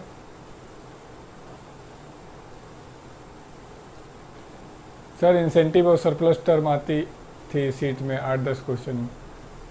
अरे आप टेंशन नहीं, मतलब एक एक क्वेश्चन आपके डिस्कस कराएंगे मेरे दोस्त, आप घबराओ नहीं। एक बार बैंकिंग चैप्टर खत्म होने दो। कह रहे हैं बैंक ऑफ अमेरिका, क्लियर है क्लियर है क्लियर है, चल रहा है। यस, सिटी बैंक,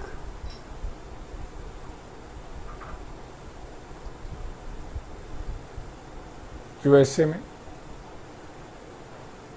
और कितना पहले, 1967।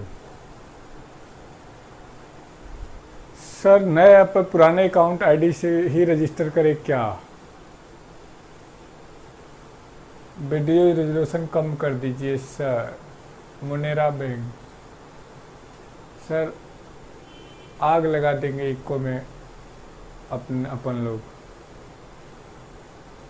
आपको जो भी सब्जेक्ट पढ़ाएंगे आप उसी तरीके से आग लगाएंगे, बस थोड़ा सा पेशेंस रखिएगा, धैर्य रखिएगा, धीमा धीमा आराम से चलेंगे।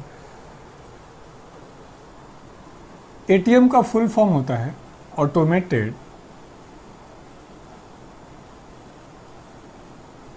Teller machine. टेलर जो नाम आया है वो मार्क टेलर थे, जिन्होंने एटीएम का मॉडर्न वर्जन जनरेट किया है। लेकिन एटीएम का जो फाउंडर है,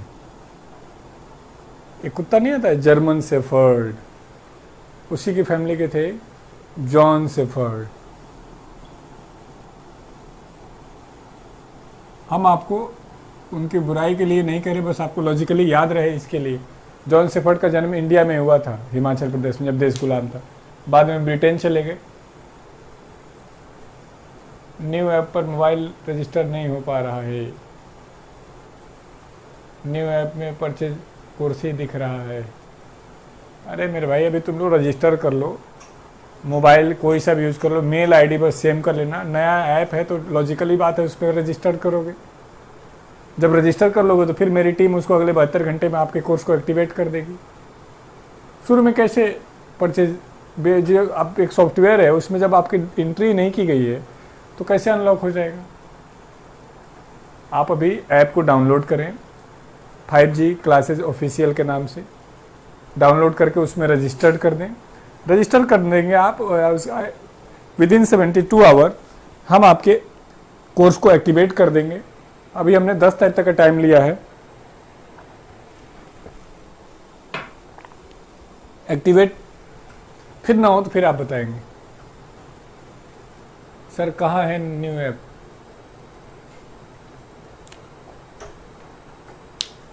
सब निकम्मे हैं सर। मोबाइल नंबर रजिस्टर नहीं हो रहा है। आप लॉगिन कर रहे होंगे, रजिस्टर करेंगे तो होगा, बिना रजिस्ट्रेशन के कोई दिक्कत हो रही होगी। करेंगे इस पे बात, थोड़ा पढ़ा लेते हैं एक बार। टेलर वाला दोबारा बताओ।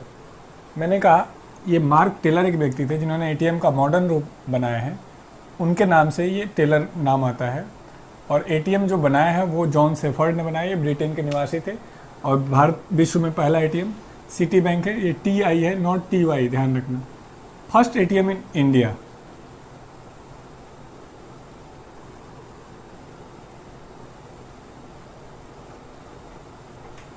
भारत में पहला एटीएम किसने दिया है? हाँ, फोन पर ये ऐप नहीं है। ये बहुत दिक्कत होगी।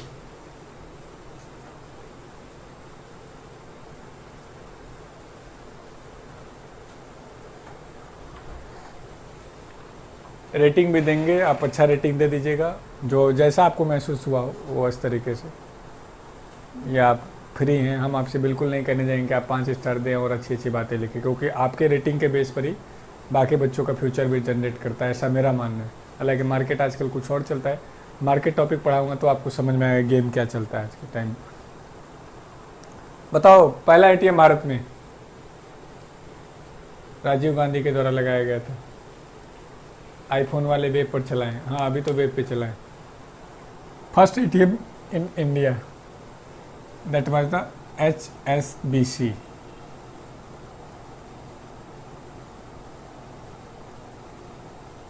Hong Kong and Shanghai bank of commerce.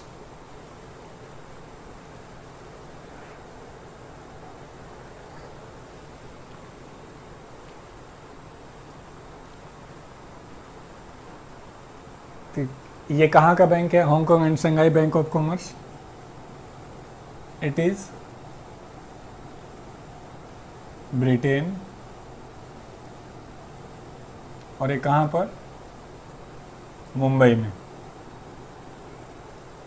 चलिए,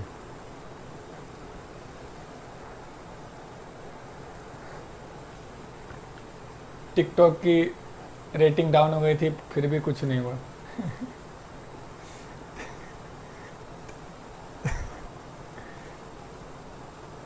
टिकटॉक को तुम समझ नहीं पाए। मैं काफ़ी दिन से सोच रहा हूँ एक वीडियो बनाऊंगा, मतलब इसमें ये सब जो नौटंकी चल रहा है ना कि चाइनीज छोड़ें, ये करें, वो करें, वो क्यों चल रहा है, क्या चल रहा है, सारी गेम तुमको समझाऊंगा मैं।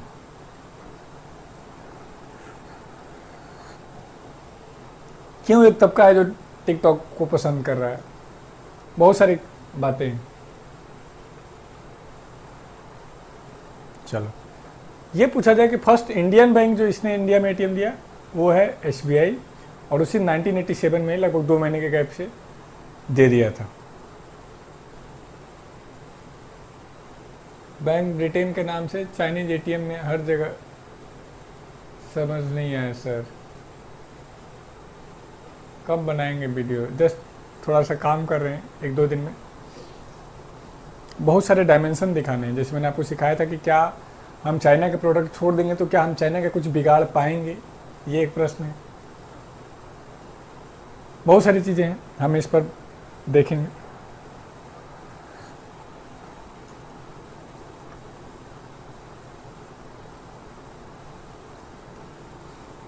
अब है मेरे साथियों कि ये बोल रहे हैं कि नाम हांगकांग है और बैंक है ब्रिटेन का, ये समझ नहीं आया। मैं अब तक टिकटॉक यूज नहीं किया है उससे, हमने भी नहीं किया है sir. Hong Kong dispute in China का कुछ बताएं। चलो, तो ये तो हो गया फर्स्ट एटीएम। और कहाँ? लार्जेस्ट बैंक ऑफ ब्रांचेस किसके पास है? विश्व में सबसे ज़्यादा ब्रांचेज वाला बैंक।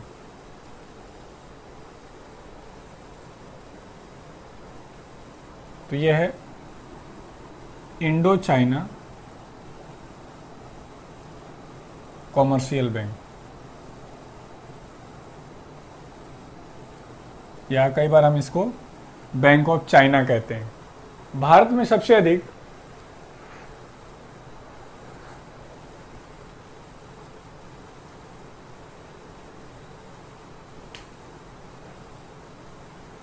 पूरा दिन रात को मिलाकर 30 मिनट यूज करता हूँ टिकटॉक।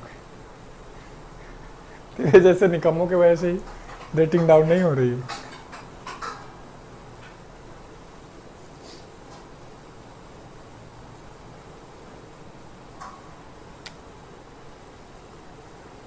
अब है मेरे साथियों, इंडो चाइना कॉमर्शियल बैंक हो गया।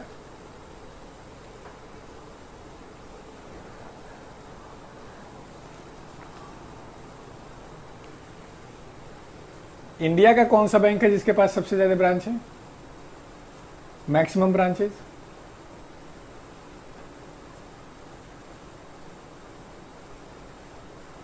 Of Indian bank.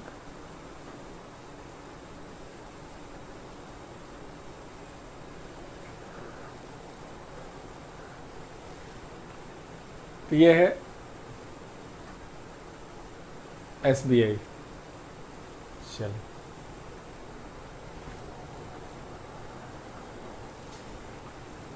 दूसरा है विच फॉरेनर बैंक है मैक्सिमम ब्रांचेज इन इंडिया। बताओ किस विदेशी बैंक की भारत में सर्वाधिक शाखा है?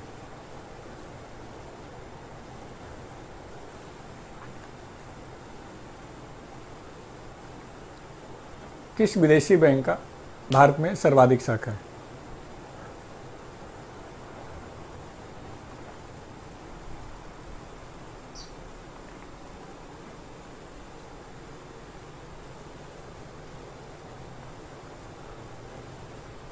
City bank, south India bank, HSBC। दो लोगों का जवाब सही है।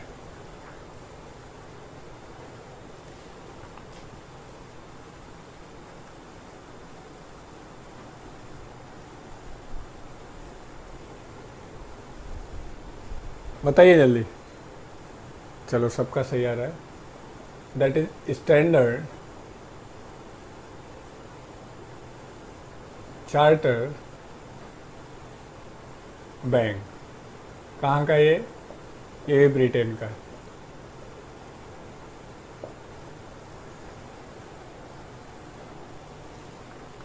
स्विस बैंक निकम में स्विस बैंक का अकाउंट दिखा तुझे? कहीं ब्रांच दिखा इंडिया में? स्विस बैंक ब्रांच नहीं खोलता, स्विस बैंक में जाना होता। स्विस बैंक वर्ल्ड का एकमात्र बैंक है जो पैसा जमा करने का पैसा लेता है, और इस गारंटी के साथ कि तुम्हारा डिटेल किसी के सामने ओपन नहीं करेंगे।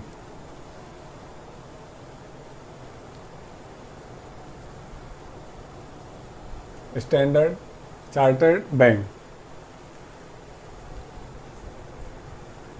लास्ट है, विच इंडियन बैंक है मैक्सिमम ब्रांचेज इन फॉरेन? किस भारतीय बैंक के विदेशों में सर्वाधिक शाखा है?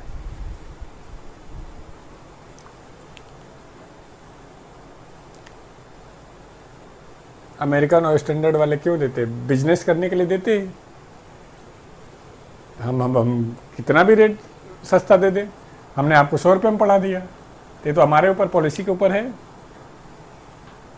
मार्केट में कंपटीशन करना है तो हम जानबूझ के टारगेट करते बड़े लोगों को।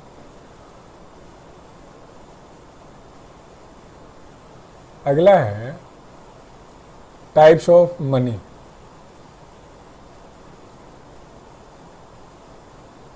मुद्रा के प्रकार।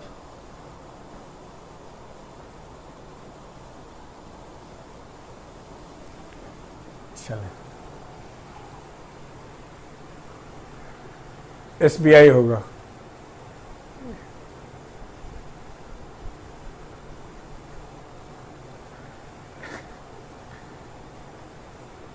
खैर आपके पास बहुत पैसा होगा, आपका भी स्विस बैंक में पैसा अकाउंट होगा। आंसर दो सर। तो उसका आंसर है SBI।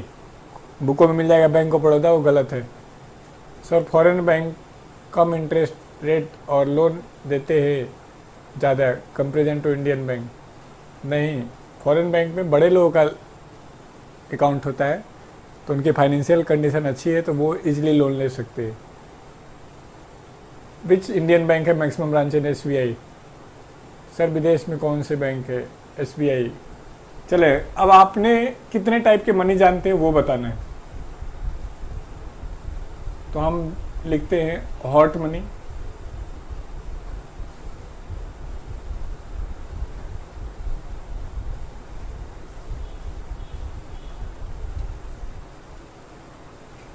फिएट मनी,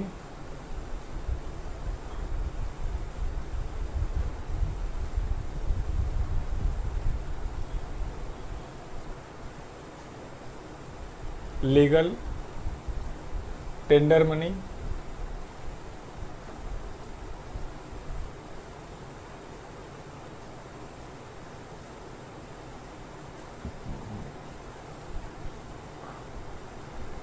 ये हॉट मनी भी था शीट में। ब्लैक मनी, जितने टाइप का आप जानते हैं सब बोल सकते हैं। बैड एंड गुड मनी, इको 2 घंटे बहुत ज़्यादा है गुरु जी, ऐसे मत कहो मेरे दोस्त। Black money, white money, narrow money,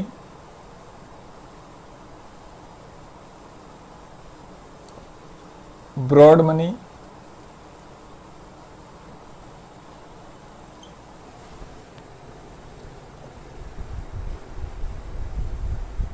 hard money,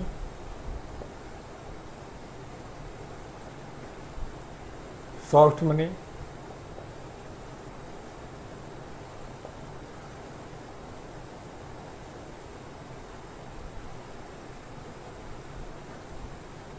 plastic money, modern money,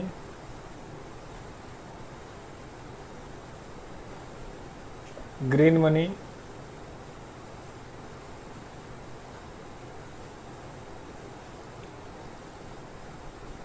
और फर्स्ट टाइम पढ़ रहा हूँ एक को, 2 घंटे पढ़ने की हैबिट डालो। Yes, green money, broad money, narrow money, fiat money, good money, bad money,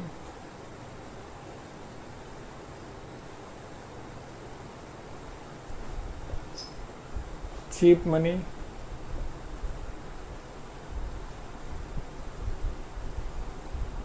dear money, easy money, tight money, bitcoin, housewife money. Bitcoin निकम्मे, भारत में लीगल नहीं है, बिटकॉइन बिटकॉइन किया जा रहा है। यहाँ जब मॉडर्न मनी डिस्कस करूँगा बता दूंगा। ये लिख डिजिटल मनी।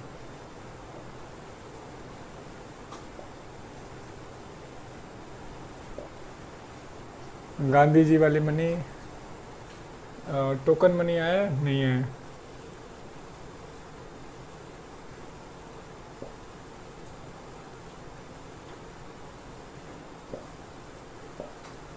स्टैंडर्ड मनी, मानक मुद्रा, और कोई money, good bad, high power money,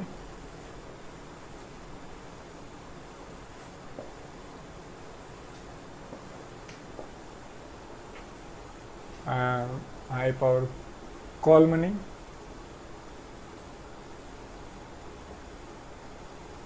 notice money,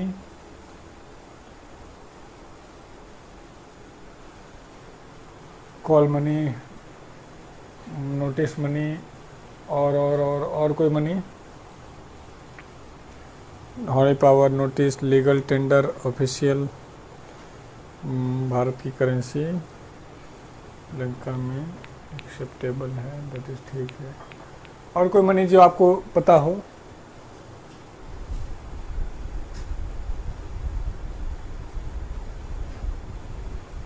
चलो, नोट, रुपए, रिवर्स रेपो रेट। नोट्स में रेपो और रिवर्स रेपो रेट उपलब्ध नहीं है। पेपर मनी क्या होगा? पेपर मनी होगा क्या? लिख लो पेपर मनी। जो भी आपके मन में आए वो सब बोल दें। बोल रहे ऑफिशियल मनी होगा क्या? इसमें ऑफिशियल मनी आ चुका है। डिफिकल्ट मनी में टाइट मनी के रूप में हमने जिक्र किया है।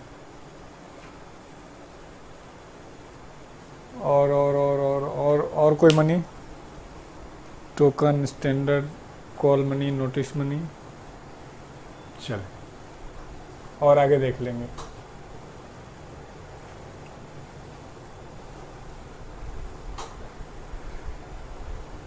और होना चाहिए।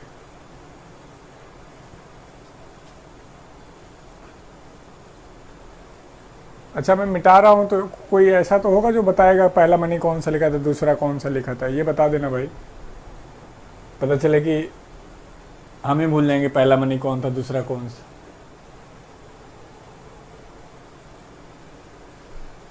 हाँ, yes. Liquid money, near money,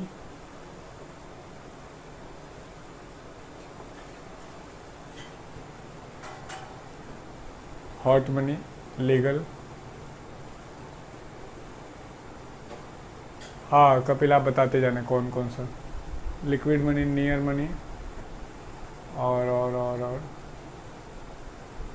बस लिक्विड, नियर, चलो इतना बहुत है। चलो हार्ड मनी लिख दिया है, पहला हॉट मनी। चलो इससे पहले सीखते हैं व्हाट इज मनी, मुद्रा क्या होती है। तो money is the medium of exchange, हर वो वस्तु जो विनिमय के रूप में उपयोग किया जाए वो मनी कहलाएगी।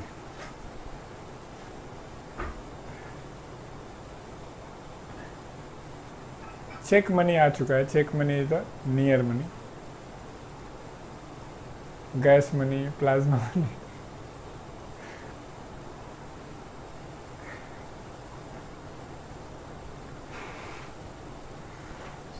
तो हमने कहा मनी क्या होता है, money is the medium of exchange, हर वो चीज़ जो विनिमय के रूप में यूज किया जाए, नियर वो मुद्रा कहलाएगा। अब आपने बताना है कौन सा स्टेटमेंट सही है। Money is the bad servant but good master. मुद्रा अच्छी सेवक है, बुरी सेवक है, परंतु अच्छी स्वामी है। दूसरा है money is the good servant but bad master. Money is the good servant and good master. Money is the bad servant and bad master. बताओ कौन सा स्टेटमेंट सही है।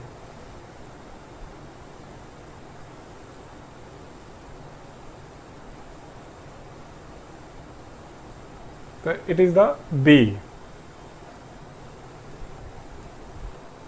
Money is the good servant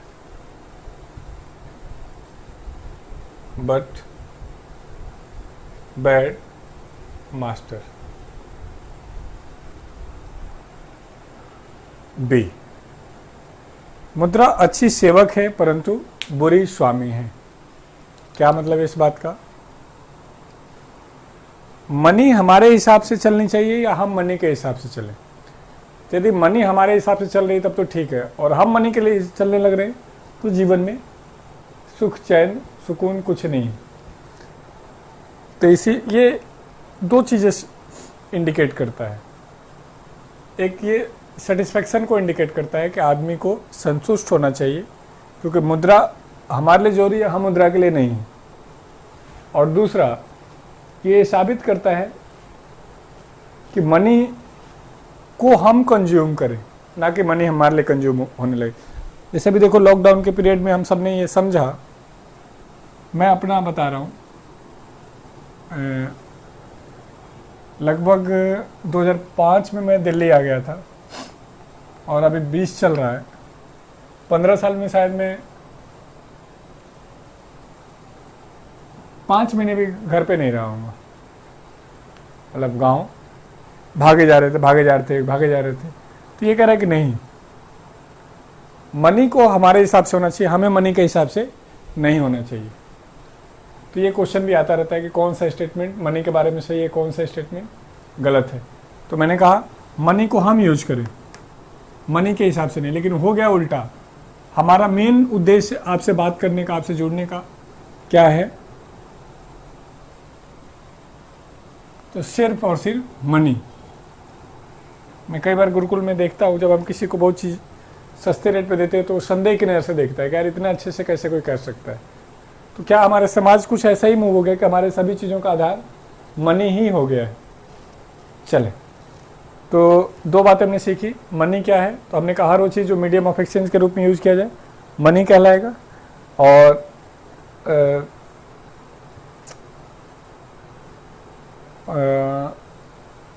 दूसरा, money is the good servant और bad master.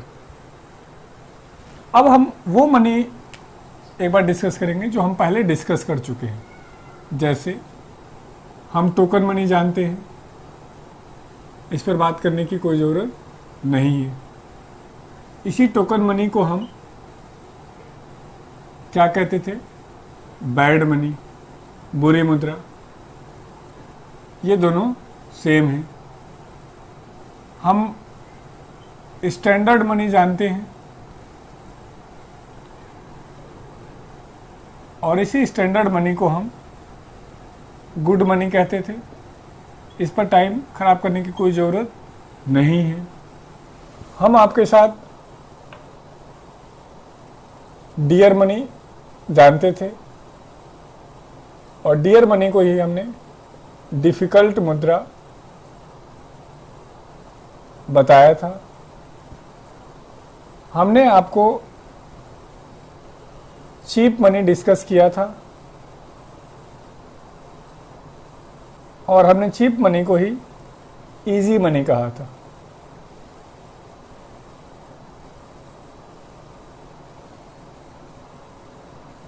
और हमने difficult money को ही टाइट मनी भी कहा है।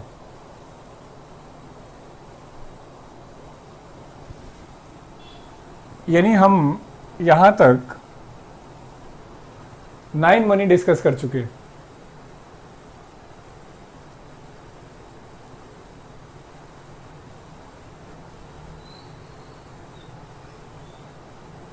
मनी है तो हनी है। लोगों ने एजुकेशन को बिजनेस बना लिया, जैसे कि एग्ज़ाम आता है ना। मैं फिर रिपीट कर रहा हूँ, बिजनेस गलत नहीं है। एग्ज़ाम आता है तो लोग कोर्स बेचते हैं, इसमें बुरा क्या है? तुम मत खरीदो, तुम ये तो डिसाइड करो। तुमको बार बार मैं एक बात कहा, तुमको अपना वो जो बेसिक बुक है, जो मैथ, रीजनिंग, इंग्लिश के लिए, जीएस के लिए उसको, उस पर भरोसा तो करो। तुम भरोसा नहीं करोगे तो तुमको हर जगह यूज़ किया जाएगा। मैं एक टॉपिक पढ़ाऊंगा जल्दी, मार्केट, मोनोपोली, ओलिगोपोली, तब तुमको समझ में आएगा कि हम और तुम खुद ही प्रोडक्ट बन जा रहे हैं। हम क्यों प्रोडक्ट बन रहे? हम एक समझदार बायर बने। लोग तो अपना प्रोडक्ट बेचेंगे, उसमें कुछ बुरा नहीं है। बिजनेस गलत नहीं है। मैंने कहा था आपसे पहली क्लास में कि मुझे लाइफ चलाने के लिए कोई ना कोई व्यवसाय अपनाना था। मैंने एजुकेशन का व्यवसाय अपनाया, तो इसमें गलत नहीं है। लेकिन हाँ, चीट करना वो गलत होगा। तो चीट आप होगे, तुक्का मारने की तकनीक वाला वीडियो देखोगे, तो मतलब बहुत सारे ऐसे एग्जाम्पल है, किसी का नाम नहीं लूँगा, लेकिन हम सबको मज़ा आता है। जैसे अभी मेरी क्लास में क्या, आप कब इंजॉय करोगे? मैं मजाक करूँ, पॉइंट मारूँ, तो देखो आपको कितना मजा आने लगेगा। 3 घंटे ही पढ़ा दूँ। लेकिन मैं जब सीरियस पढ़ाऊंगा तो लगा यार तो बोर ही कर रहा है, ऐसे थोड़ी ना होता है, मैं अपने से ही पढ़ लूँगा। तो पॉइंट क्या है कि ये हमारे आपके मेंटल लेवल पे भी डिपेंड करे। हाँ, जब आपको ये विश्वास हो जाएगा ठीक पढ़ाता है, ऐसे ही पढ़ाई होना चाहिए, तो कब होगा? जब 2-4 जगह धक्का खा लोगे, तब जाके तुमको समझ में आया कि ये पढ़ाई है। नहीं तो जब तक पॉइंट नहीं लगे, मजा ना आए, तब तक तो पढ़ने में कोई मजा है, मतलब ही नहीं है। टोकन मनी ही लीगल टेंडर मनी है क्या? चले, यहां तक डिस्कस कर चुके हैं। अब एक बार लीगल टेंडर मनी डिस्कस करेंगे। वो टोकन मनी हो सकता है, लीगल टेंडर मनी नहीं भी हो सकता है।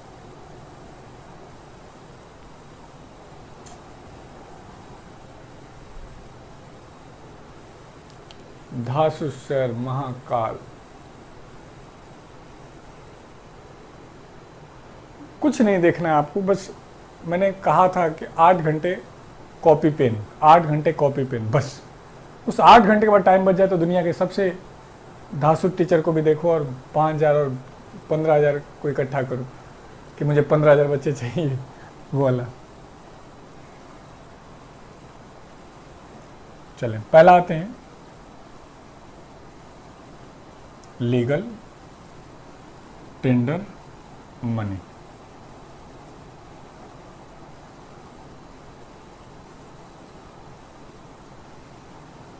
That is the official currency of country.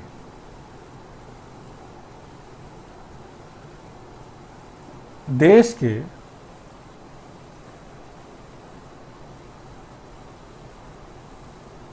आधिकारिक मुद्रा को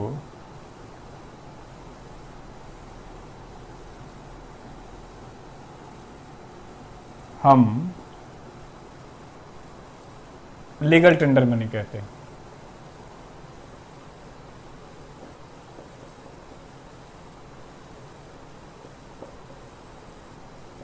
अब हमारी लीगल टेंडर मनी क्या है? रुपया है। और ये रुपया कैसा है? यह है टोकन मनी के रूप में।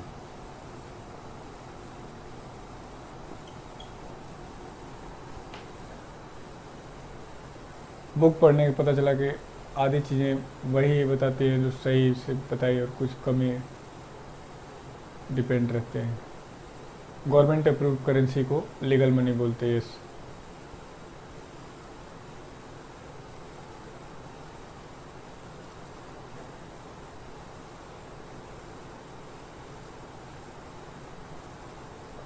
अब गुरु को महागुरु ने रिप्लेस कर दिया।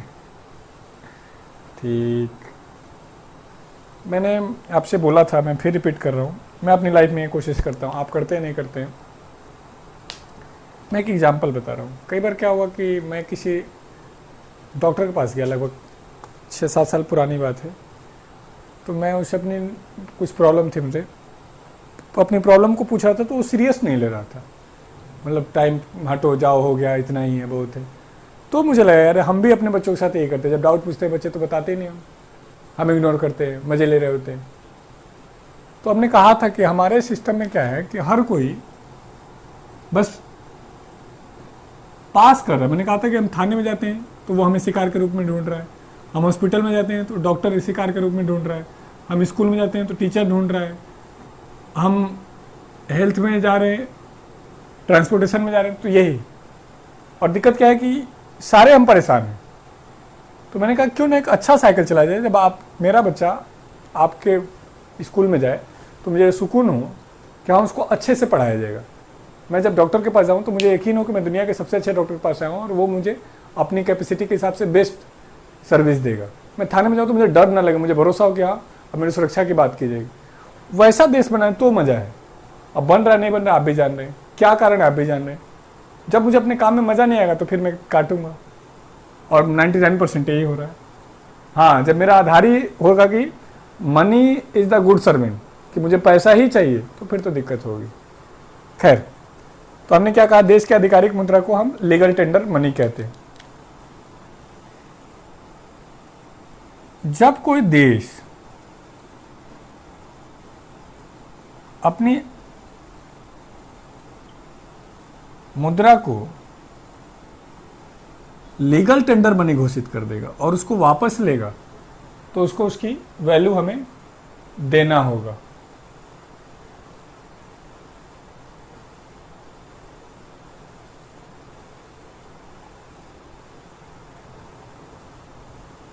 तो हमने कहा ऑफिशियल करेंसी, या ऐसे सीधे लिख लो legal tender money,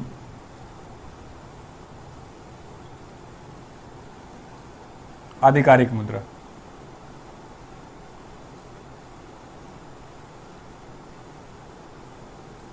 is the fiat money. इसी फिएट मनी के कॉन्सेप्ट के आधार पर ही जब हमने 1000 का नोट बंद किया तो उसको एक्सचेंज किया। तो जनरली फिएट मनी का यूज कहाँ किया जाएगा? जहाँ पे टोकन मनी ऑफिशियल करेंसी के रूप में हो। तो भारत जैसे देश के लिए लीगल मनी और फिएट मनी दोनों सेम रहेगा।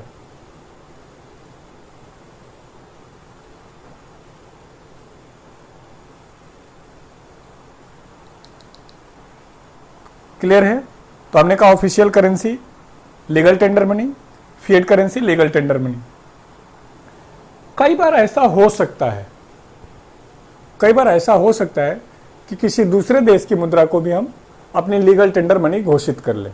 जैसे भूटान, रुपया को लीगल टेंडर मनी घोषित किया हुआ है। यदि उसने ऐसा घोषित किया तो वहां पे उसको एक्सचेंज कराने की जिम्मेदारी होगी। जैसे भारत का रुपया किसके किसके पास है? नेपाल के पास, भूटान के पास और जिम्बाब्वे के पास। इन 3 देशों में हमारा रुपया पूरी तरीके से लीगल टेंडर मनी के रूप में कार्य करता है। तो हमने सामान्य बोलचाल में कहा मॉक में नंबर इंक्रीज नहीं हो रहा है, क्या करें? और मॉक करें, करते जाएं। 100 मॉक लगातार 100 दिन में करके दिखाएं, ना इंक्रीज हो तो आप मुझे बताएं, लेकिन चुपचाप 100 मॉक करना होगा कम से कम। आप चाहे 10 मॉक के बाद इंप्रूव हो, नहीं, इम्पॉसिबल है। फिर अचानक बढ़ेगा 10 नंबर, फिर रुकेगा। क्लियर है? लीगल टेंडर मनी और fiat money, that is legal tender money कोई सी भी हो सकती है, टोकन मनी भी हो सकती है, स्टैंडर्ड मनी भी हो सकती है, लेकिन यदि टोकन मनी है तो वो पूरी तरीके से फिएट मनी। तो हमने एक सामान्य बोलचाल में कहा फिएट मनी और लीगल टेंडर मनी भारत जैसे देश के लिए सेम है। लीगल टेंडर मनी का मतलब है ऑफिशियल करेंसी ऑफ कंट्री, देश जिसको एक्सेप्ट करेगा। फिएट मनी का मतलब है ऑफिशियल करेंसी ऑफ कंट्री, देश की आधिकारिक मुद्रा। चलो, फिएट मनी समझनी है। हमने कहा fiat money and legal tender money are same. Fiat money को ही लीगल टेंडर मनी कहते हैं। Fiat money government approved money, वह मुद्रा जिसको सरकार लीगल टेंडर मनी बनाती है उसको हम फिएट मनी कहते हैं। भारत में फिएट मनी और लीगल टेंडर मनी दोनों सेम है। क्या दोनों को समझ पाए? लीगल टेंडर मनी क्या है? तो official currency of country, fiat money official currency of country. और लीगल टेंडर मनी या फिएट मनी का मतलब क्या है? सरकार उस मनी की गारंटी देगी कि हाँ हर कोई उसको एक्सेप्ट करेगा, सरकार उस मनी को एक्सेप्ट करेगी, सरकार एक्सचेंज करेगी तो उसके जगह पे वैल्यू देगी हम। तो ओवरऑल हमने कहा कि लीगल टेंडर मनी और फिएट मनी दोनों सेम मनी। अगली मनी कौन सी थी? Narrow money.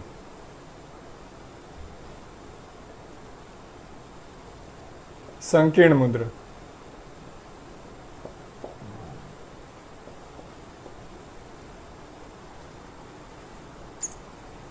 सामान्य बोलचाल में legal tender money and fiat money are same. बस। अब है मनी सप्लाई इन इंडिया। भारत में मुद्रा की आपूर्ति in India divided into 4 category, 4 स्तरों में बांटते हैं। पहला M1, M2, M3 और M4। M1 क्या है, M2 क्या है, M3 क्या है, M4 क्या है? M1 is cash in market. कैसे पता चलता है कि कितना ब्लैक मनी कितना वाइट मनी है? इसी 4 के बेस पर पता चलता है कि हमने इतना पैसा छापा था, आखिर वो गया कहाँ? बाजार में नगद जो मार्केट में फ्लो है, हमारे आपके पास दुकान पर, मार्केट में। डिमांड डिपॉजिट इन बैंक्स,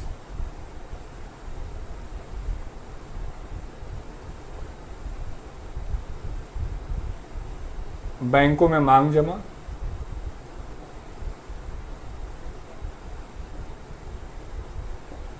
और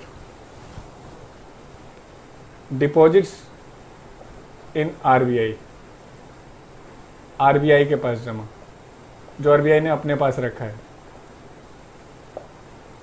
इन तीनों को मिला के क्या बनता है? M1। अब ये डिमांड डिपॉजिट क्या होता है? तो बैंक के पास डिपॉजिट को, जमा को हम 2 कैटेगरी में बांट सकते हैं। एक डिमांड डिपॉजिट, मांग जमा,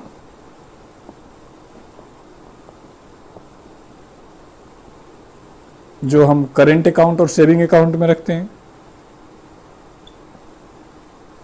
जब चाहें तब निकाल सकते हैं, इसमें कोई लिमिटेशन नहीं है।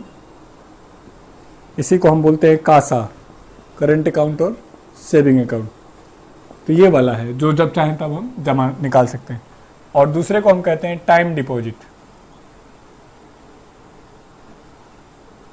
अवधि जमा।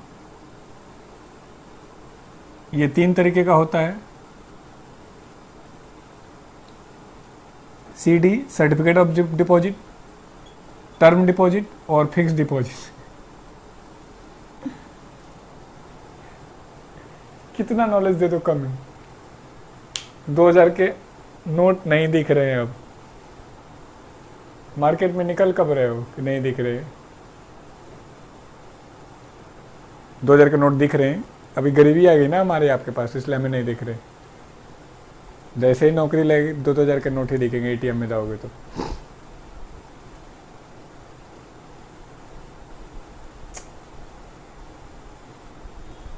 ये फिक्स डिपॉजिट आप जानते हैं, जब फिक्स अमाउंट फिक्स रेट पर फिक्स टाइम के लिए फिक्स कर देते हैं तो उसको फिक्स डिपॉजिट कहते हैं। टाइम डिपॉजिट, ये टाइम डिपॉजिट कह रहे हैं। RD recurring deposit. Recurring deposit क्या होता है, जब हम कोई फिक्स अमाउंट थोड़ा थोड़ा करके अपने बैंक में, जैसे हमने मैंने कर लिया कि हर महीने 10,000 रुपये जमा करेंगे अगले 2 साल तक, जैसे 2 साल पूरा हो जाएगा तो फिर मुझे मिल जाएगा, तो दैट इज रेकरिंग डिपॉजिट। एक खास रेकरिंग के बाद, एक खास टाइम के बाद, एक फिक्स टाइम के लिए फिक्स कर रहा हूँ। और डिफरेंस बिटवीन करेंट अकाउंट और saving account.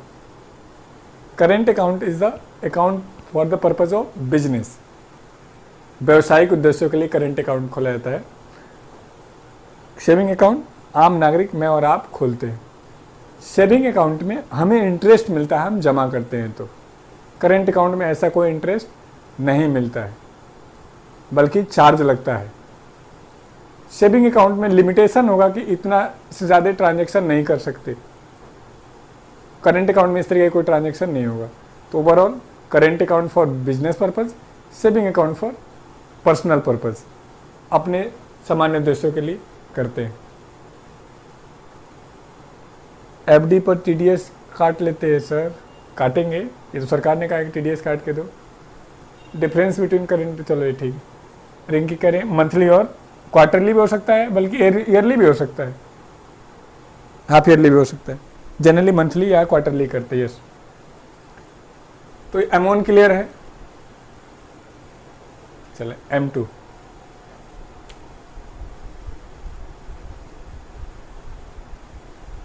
M1 plus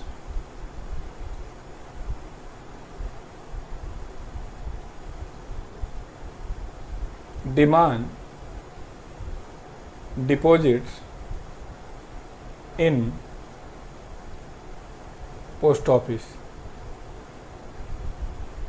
post office में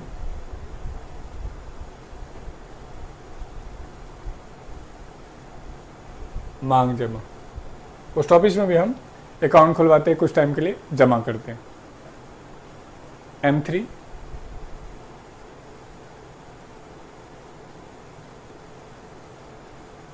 M2 plus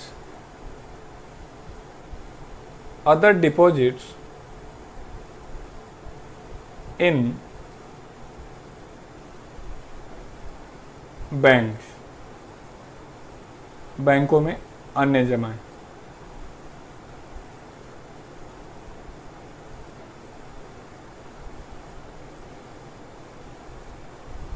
M4 M3 plus other deposits in post office. Post office में अन्य जमा।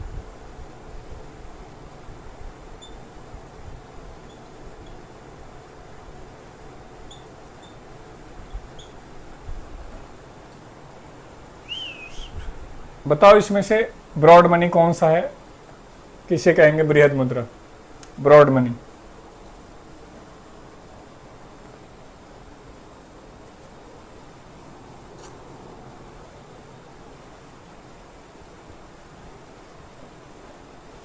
M3 is known as broad money, बृहद मुद्रा।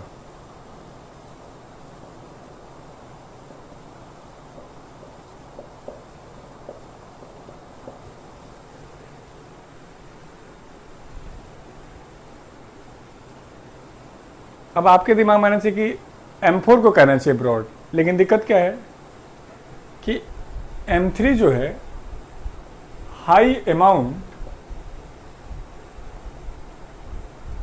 विथ लिक्विडिटी, तरलता के साथ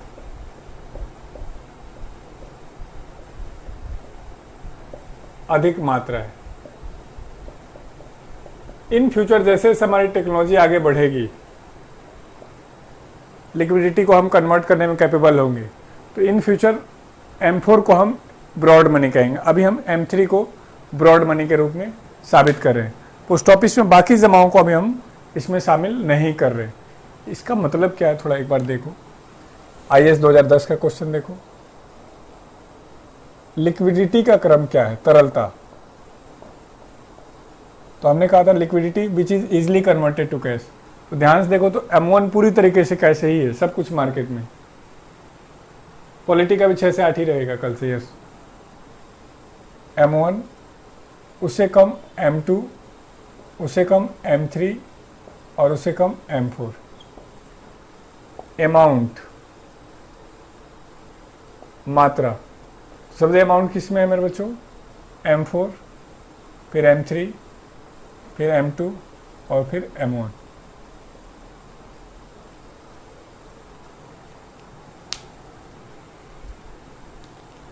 अब देखो M3 को यदि हम ब्रॉड कह रहे हैं तो अदर मनी को क्या कहना चाहिए, नैरो। तो नैरो मनी में कौन कौन आएगा, M1, M2 एंड M4। मान लो मजबूरी हो किसी एक को अटेम्प्ट करना हो, तो ऐसी स्थिति में M1 को अटेम्प्ट करोगे। तो लॉजिक क्या कहता है कि यदि एक बड़ा है तो बाकी सारे क्या कहलाएंगे, छोटे कहलाएंगे। ये बात क्लियर हो तो बता। अच्छा, इनके बाहर जो पैसा होता है वही ब्लैक मनी होता है, जिसका रिकॉर्ड नहीं कि आखिर वो पैसा कहाँ गया। मैं कमाऊंगा तो 2 ही काम करूंगा, या तो मार्केट में रखूंगा या तो बैंक में रखूंगा। बैंक में रखने के, पोस्ट ऑफिस में रखने के ये माध्यम है। सर 6:30 सही है। अभी मेरे बच्चों 6 बजे रहने दो, थोड़ा सा सिलेबस को खींच ले, पॉलिटी एक बार ख़त्म कर लें तब ठीक रहेगा। 10 क्लास और दे दो पॉलिटी में, ताकि पूरा डिटेल बढ़िया से आपको करा दें। 10 दिन आपसे आधे घंटे एक्स्ट्रा मांग रहे हैं बस। ब्रॉड मनी समझ गए, नैरो मनी समझ गए, लिक्विड सबसे ज़्यादा कौन है, सबसे ज़्यादा अमाउंट किस में है। ये क्वेश्चन आता है SSC में, सिर्फ ब्रॉड और नैरो पूछता है। जल्दी बोलो।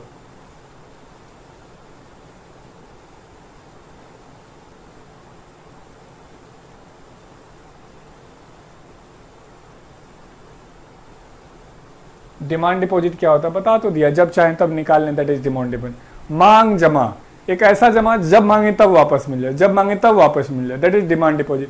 टाइम डिपॉजिट, जमा तो कर दिया लेकिन एक समय के बाद ही दोगे आप मुझे। ये CD आएगा, जब मनी मार्केट कैपिटल मार्केट पढ़ाऊंगा तो CD आएगा, सर्टिफिकेट ऑफ डिपॉजिट। वहां CD, CP, ट्रेजरी बिल सारा आप सिखाऊंगा। M1, M2, M3, M4, जैसे हमने व्हाइट मनी और black money, these are white money, इसके बाहर वाला ब्लैक मनी। ब्लैक मनी का मतलब क्या होता है, वो मनी जिसका रिकॉर्ड ना हो। ये नहीं बोला कि जिस पे टैक्स ना दे दिया हो। मतलब क्या है, ब्लैक मनी 2 तरीके से कमाया जाता है। एक जिसका सोर्स ही गलत हो, और दूसरा सोर्स सही हो लेकिन हमने गवर्नमेंट को न दिया हो, तो ब्लैक मनी। जैसे आपसे मैं कमा रहा हूँ, ये सोर्स सही है लेकिन इस पर टैक्स नहीं दूंगा तो ब्लैक मनी हो जाएगा। और मान लो मैं कोई 2 नंबर का काम करता हूँ तो ऑटोमेटिक ब्लैक मनी हो। तो ब्लैक मनी दोनों तरीके से ओरिजिन हो सकता है, लीगल तरीके से भी और इलीगल तरीके से भी। तो इसीलिए ब्लैक मनी का मतलब ये होगा जिसको हम सर टाइम डिपॉजिट और अदर डिपॉजिट में, टाइम डिपॉजिट अदर डिपॉजिट में आएगा। यस, हमने कहा इन पैसे के अलावा जो कुछ भी पैसा हो सारा का सारा क्या है, ब्लैक मनी। व्हाइट मनी जिसको हमने प्रॉपर रिकॉर्ड में दिखाया है। ग्रीन मनी,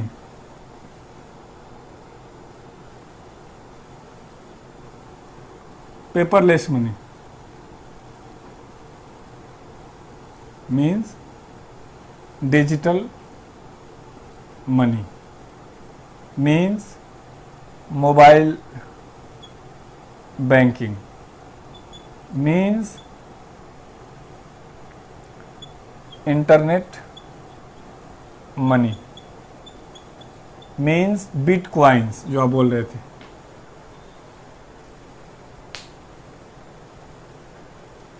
सर एक क्लास ब्लैक मनी पे बताना कि कैसे कमाएं black money.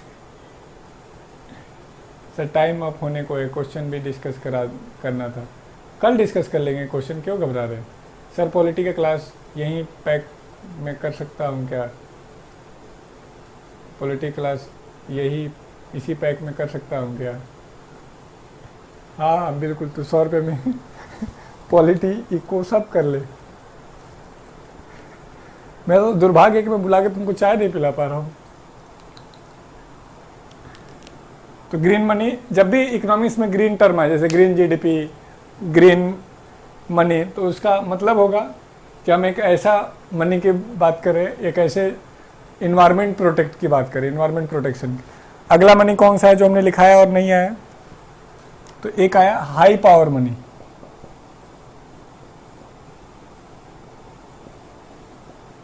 Money which is reserve by RBI. RBI के पास आरक्षित मुद्रा,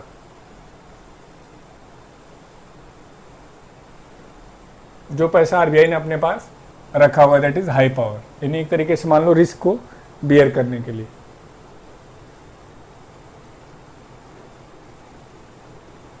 सर कैसे करूंगा ब्लैक मनी, आप बताइए। सर कैसे करूंगा? अच्छा, परचेज कर लो मेरे बच्चे, पॉलिटी की क्लास का अलग से पैकेज है, वो परचेज कर लो। हाई पावर के बाद कौन सा बचा हुआ था? अगला बताओ जल्दी से, हाई पावर के बाद कौन सा बचा हुआ था? Hot money. 10 रुपये गूगल पे कर दीजिए, यही चाय पी लेंगे। तुम निकम्मो ब्लैक मनी बना सकते हो। तो चलो अभी के लिए यहीं छोड़ देते हैं, बहुत सारे बच्चों के मैसेज आ रहे हैं प्रभु अब छोड़ दो। तो आधे घंटे और लगेगा, और सभी लोग नए वाले ऐप डाउनलोड कर लें। नए ऐप का नाम है